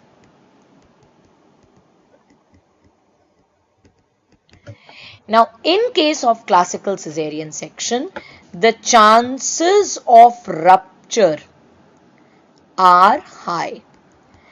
That is why in next pregnancy you have to do cesarean. Right? Vaginal birth cannot be tried. Vaginal birth cannot be tried. But when you are giving incision in the lower uterine segment, that is called as lower segment cesarean section. In lower segment cesarean section, you want to know the pressure? So initial pressure in vacuum is 0.2 kg per centimeter square. Initially it is 0.2 kg per centimeter square. Maximum you can take it to 0.8 kgs per centimeter square. Okay. Now coming back to LSCS. In LSCS the chances of rupture are less, and because the chances of rupture are less, that is why in next pregnancy vaginal delivery can be tried, and that is why it is the preferred cesarean section. This is the preferred cesarean section, right? Indication for doing classical cesarean section. Indication is only if LSCS is not possible. If LSCS is not possible, then I am going to do classical cesarean section. Otherwise, we are always going for LSCS. What are the indications for classical cesarean section? When is lower segment not approachable? I cannot approach the lower segment if there are adhesions on lower uterine segment. इतना adhesion है कि bladder is totally stuck onto the lower uterine segment. So now if I give an incision on the lower uterine segment, I might be entering the bladder. Number 2, in case of cancer cervix, which is an absolute indication. Number 3, if it is a very contracted pelvis and you are not able to reach the lower segment, it's a contracted pelvis. Number 4, if it is a placenta previa with blood vessels lying all over the lower segment. All these are relative ones. The absolute one was cancer cervix. Right? If there is a placenta previa with blood vessels all over the lower uterine segment. Blood vessels all over the lower uterine segment. Number 5, please remember lower segment is formed near term. So if it is an early preterm cesarean section, lower segment bana hi nahi hoga. Right? It's an early preterm cesarean section. Right? And number 6, if it is a perimortem cesarean section. What do you understand by perimortem cesarean section?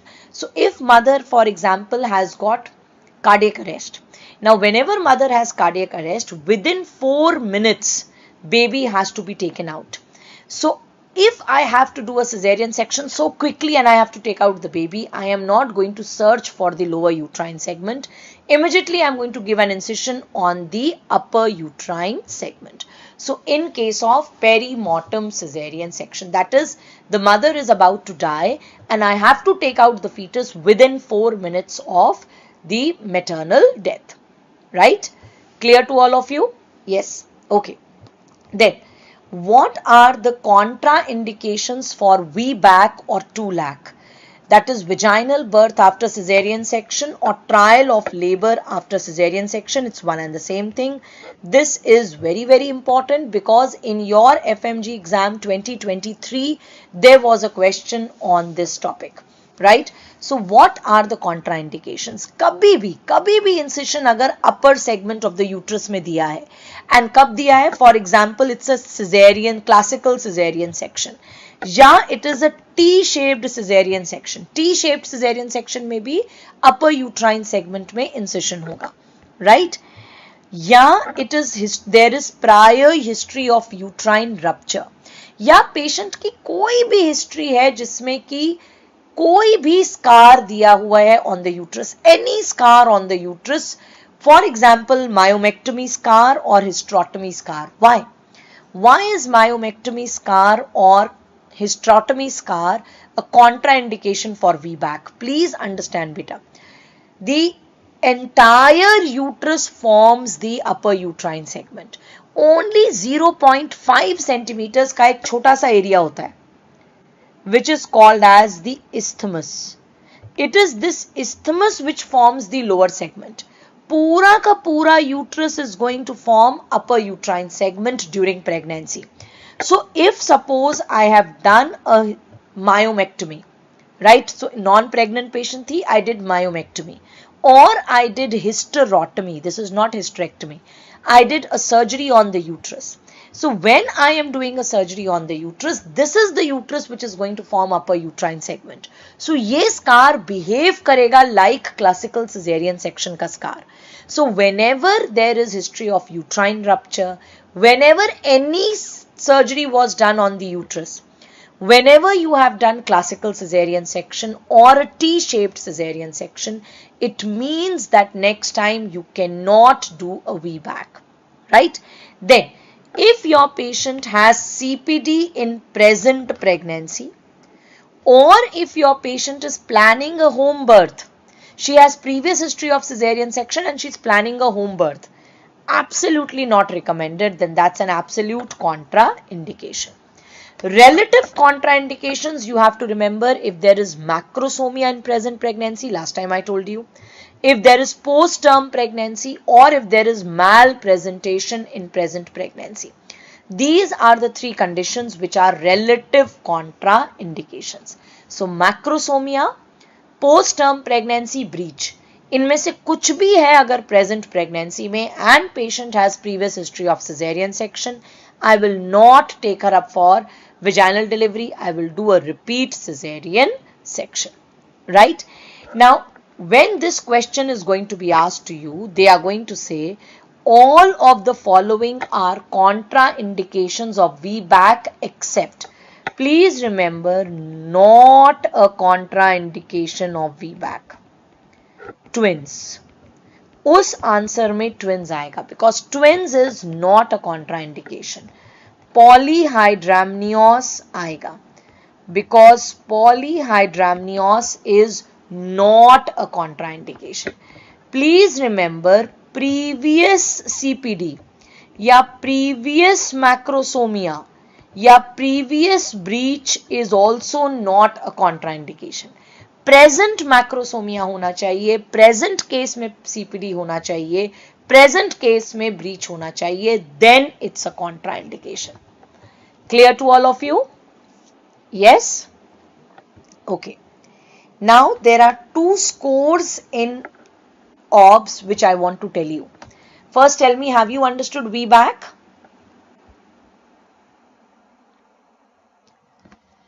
If you've understood VBAC, then I'm going to go to the scores in OBS.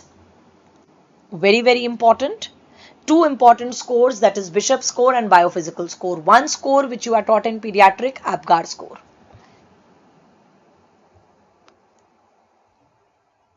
Okay. So let us talk about Bishop score.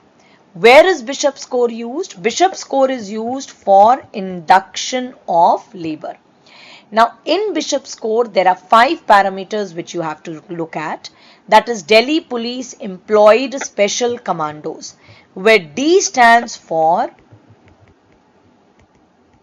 dilatation of the cervix, P stands for position of the cervix, E stands for effacement of the cervix, S stands for station of fetal head,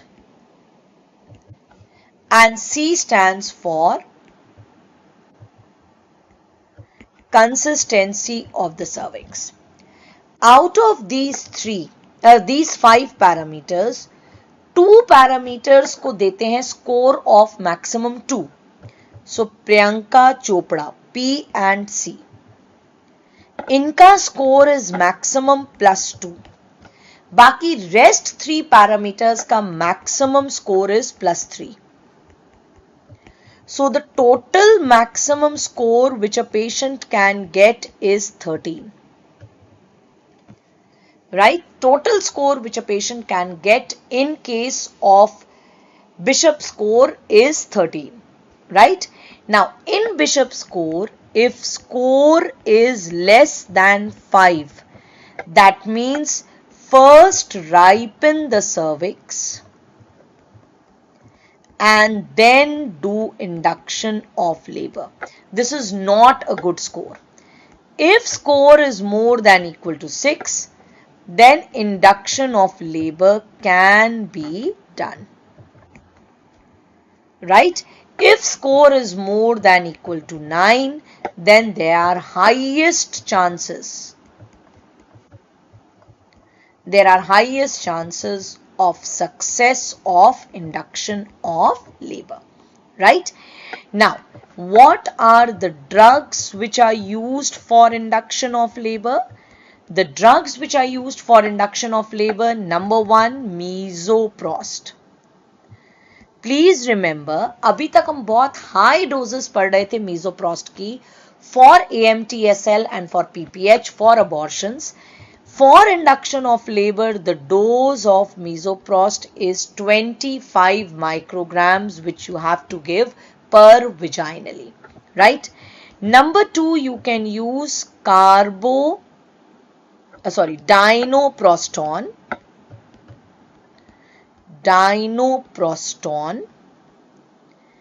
Dinoproston is the Cerviprim gel which we use in our labor rooms. Please remember, mesoprost ka side effect, one very important side effect of mesoprost which you have to remember is hyperthermia with chills. So fever with chills. Mesoprost is not contraindicated in asthmatic patients. Right? A relative contraindication for mesoprost is previous cesarean section patients.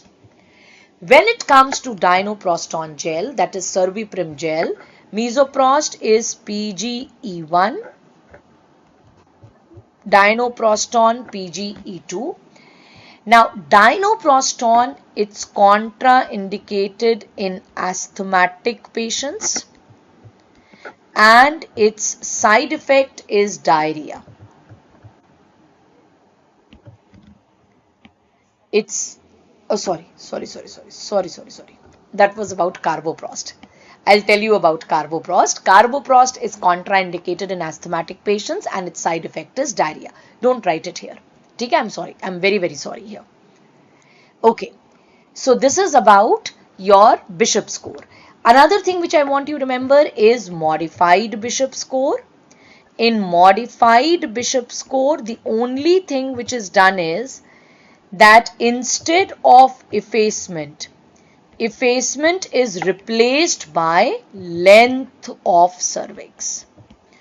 Effacement is replaced by length of cervix. So it's Delhi Police left special commandos instead of employed special commandos. Vasant, if you are an FMG student, they will not ask you to calculate Bishop score. If you are a NEET PG student, you will be asked to calculate Bishop score, right? So length of the cervix is calculated by TVS or it is known by TVS. That is why we don't use modified Bishop score, because modified Bishop score is not a clinical score. You will require ultrasound for doing modified Bishop score, right? Now, then comes your biophysical score or Manning score. Biophysical score or Manning score is the diagnostic test for fetal distress, right? The screening test are NST and modified biophysical score. The screening tests are NST and modified biophysical score. Biophysical score, please remember, it is calculated using ultrasound for 30 minutes. For 30 minutes, the fetus has to be under the ultrasound guidance and you have to calculate the score looking at these 5 parameters on ultrasound. What are the parameters? TB meningitis, always notorious, where T stands for fetal tone, B stands for fetal breathing movement, M stands for gross body movement,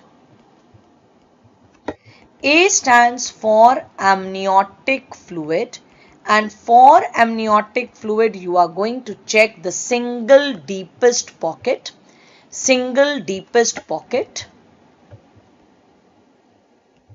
right?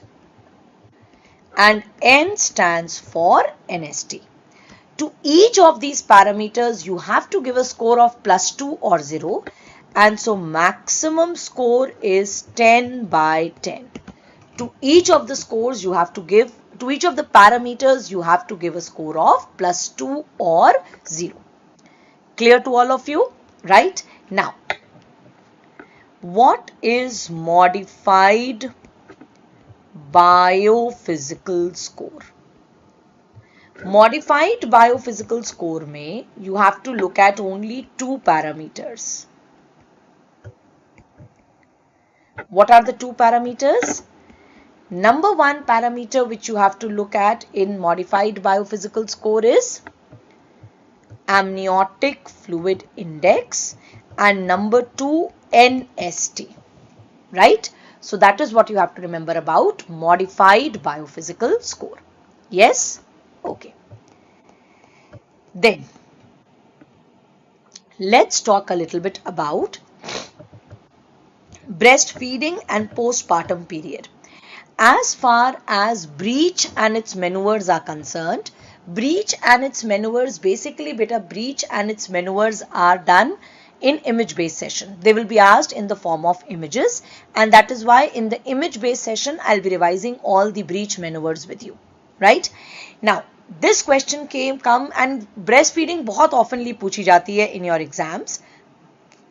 A primigravida gave birth to a male child without any issue for the mother or infant. After how many hours should breastfeeding be started? So tell me, after how many hours should breastfeeding be started? It should be started within 1 hour, right? Okay. So breastfeeding, what is the initial stimulus for breastfeeding? Questions are, it has to be as soon as possible. वहाँ पे within 1 hour दिया था, so our answer is within 1 hour. Initial stimulus for breastfeeding is the decrease in estrogen and progesterone levels. Please remember, this is the initial stimulus. Estrogen and progesterone during pregnancy had a negative effect on prolactin. Now, the moment the placenta is out, estrogen decreases, progesterone decreases. So, the negative effect which estrogen and progesterone had on prolactin is gone, and that is the initial stimulus for breastfeeding. This is your NEET question, right? Hormone responsible for milk production. Hormone responsible for milk production is prolactin, right? Hormone responsible for milk ejection, oxytocin.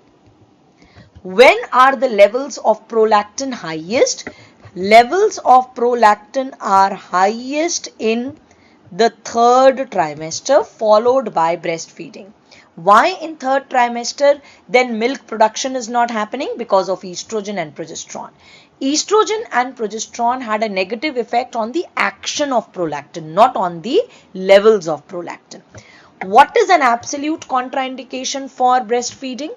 Absolute contraindication for breastfeeding is galactosemia or lactose intolerance.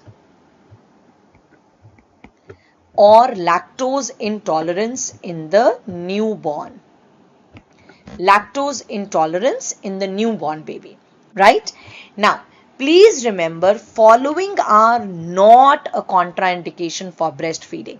Mastitis is not a contraindication for breastfeeding. HIV in our country is not a contraindication. Hepatitis is not a contraindication. And breast abscess is not a contraindication. These are not a contraindication for breastfeeding, right? Okay. Then colostrum. Colostrum has everything more. It's a yellowish colored liquid which comes out initially in the postpartum period. So this is a light yellow color fluid, right? And this is rich in immunoglobulins. This is rich in everything. It has everything more in comparison to breast milk, except it has everything more in comparison to breast milk, except. And what is that except? KFC, potassium, fat, carbohydrate, that is your sugar, and calcium, right? Now tell me, suppose if there is IUD, there is intrauterine death of the fetus, right? To stop breast milk, production, which drug are you going to advise to the mother? To stop breast milk production, which drug are you going to advise to the mother? Again, a question which was asked in this year in NEET. Which drug? Quickly tell me. Which drug are you going to give? Cabergoline. Cabergoline. You are going to give cabergoline so that the breast milk production stops. Right. Now, there are two terms which you have to remember. One is puerperium, which you already know, and a new term has been introduced recently, that is fourth trimester. You should know both these terms. They can be asked. What is puerperium? Puerperium is the period after birth and till 6 weeks after delivery. Till 6 weeks after, yes, this is for NEET too, beta. This is for NEET also. For till 6 weeks after delivery. And what is fourth trimester? Fourth trimester is the period after childbirth till 12 weeks after delivery. This is a new term which has recently been introduced, right? Now, all of you know what is the height of the uterus immediately after delivery. Height of the uterus immediately after delivery is just below the umbilicus. Just below the umbilicus, corresponding to 20 weeks of pregnancy. Corresponding to 20 weeks of pregnancy, right? After that, till 24 hours, height of the uterus remains same. Height of the uterus remains same. And then it decreases by 1 finger breadth. Then it decreases by 1 finger breadth per day. Right? So in NEET, there was a question that on day 2, what will be the height of the uterus? On day 2, the height of the uterus will be 1 finger breadth below the umbilicus. Right? After that, it decreases by 1 finger breadth per day. Please remember, if they ask you that when will, very, very important question, when will the height of uterus be midway between pubic symphysis and umbilicus? When will the height of the uterus be midway between pubic symphysis and umbilicus? When will it be midway? Anyone? At the end of 1 week after delivery. 1 week after delivery. Right? Next question. When will uterus become a pelvic organ? In days, it is 10 to 12 days. In weeks, it is 2 weeks. Days पूछा जाएगा तो 10 to 12 days. Weeks पूछे जाएंगे तो 2 weeks.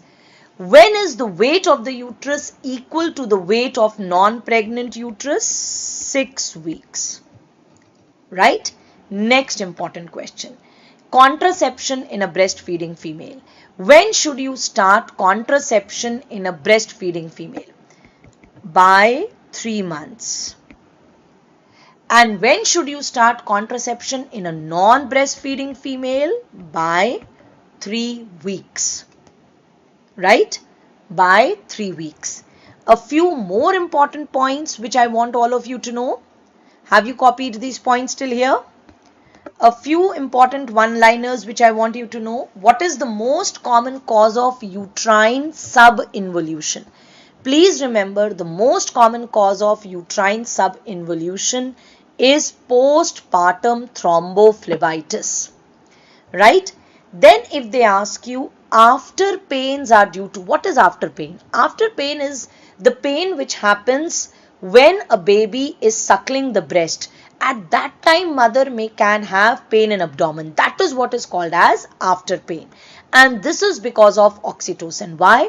जब mother breastfeed कराती है, at that time oxytocin is released and oxytocin leads to uterine contractions. So after pain is happening because of oxytocin. If they ask you that a female is having postpartum shivering, that is because of 2 reasons, beta. Number 1, it could be कि आपने mother को mesoprost दिया है, right? Mesoprost की वजह से भी shivering हो सकती है. And number 2, it can happen due to blood loss, right? It can be due to mesoprost also, right? Now, when does HCG return to normal after delivery? HCG returns to normal after delivery in 2 weeks. When does cardiac output return to normal after delivery? 10 days. What is the most common postpartum neuropathy? Most common postpartum neuropathy is lateral cutaneous nerve of thigh. Order of lochia. Order of lochia, lochia rubra, lochia serosa, lochia alba. That is the order of lochia. Till when can lochia be discharged? Lochia can be discharged till 4 to 6 weeks. I want all of you to take a screenshot of this slide. Take a screenshot of this slide. This is very, very important. Right? Then, as I told you, that contraception should be started in a breastfeeding mother by 3 months, in a non-breastfeeding mother by 3 weeks. When to start breastfeeding? As soon as possible, within 1 hour. Right? What is the contraception of choice? Contraception of choice is progesterone only pills. That is the contraception of choice in the postpartum period. Right? And if POPs is not given, then IUCDs. Contraindications for breastfeeding, I have told you, absolute contraindication is galactosemia. Other contraindications are active pulmonary tuberculosis, active chickenpox infection, active herpes infection. Please remember, I told you, HIV, mastitis, breast abscess and hepatitis, they are not a contraindication, right? So that is all what I wanted to tell you in OBS. OBS mein you have to remember this much only. I will be taking up your Gyne revision after this. This is an important quote, my message to all of you, that some people want it to happen, some wish it would happen and others make it happen. And I know all my bachas, you are going to make it happen with your hard work and with your dedication. All the best to all of you who have to give their exam on 23rd, the NEET PG bachas and FMG bachas, you still have time. Please, at this point of time, focus only and only on high yielding topics and on PYQs. Nothing else is required, nothing new needs to be done at this point of time. It is 12 o'clock. I am going to see you at 1 o'clock with the Gyne revision. right? So see you at 1 o'clock, and yes, please remember this is your lunch break as well as your breakfast, whatever you want to have at this point of time, because once I begin with Gyne, I'm not going to give you any break. From 1 o'clock to 5 o'clock or 4:30, whatever time it takes, it is going to be Gyne revision, right?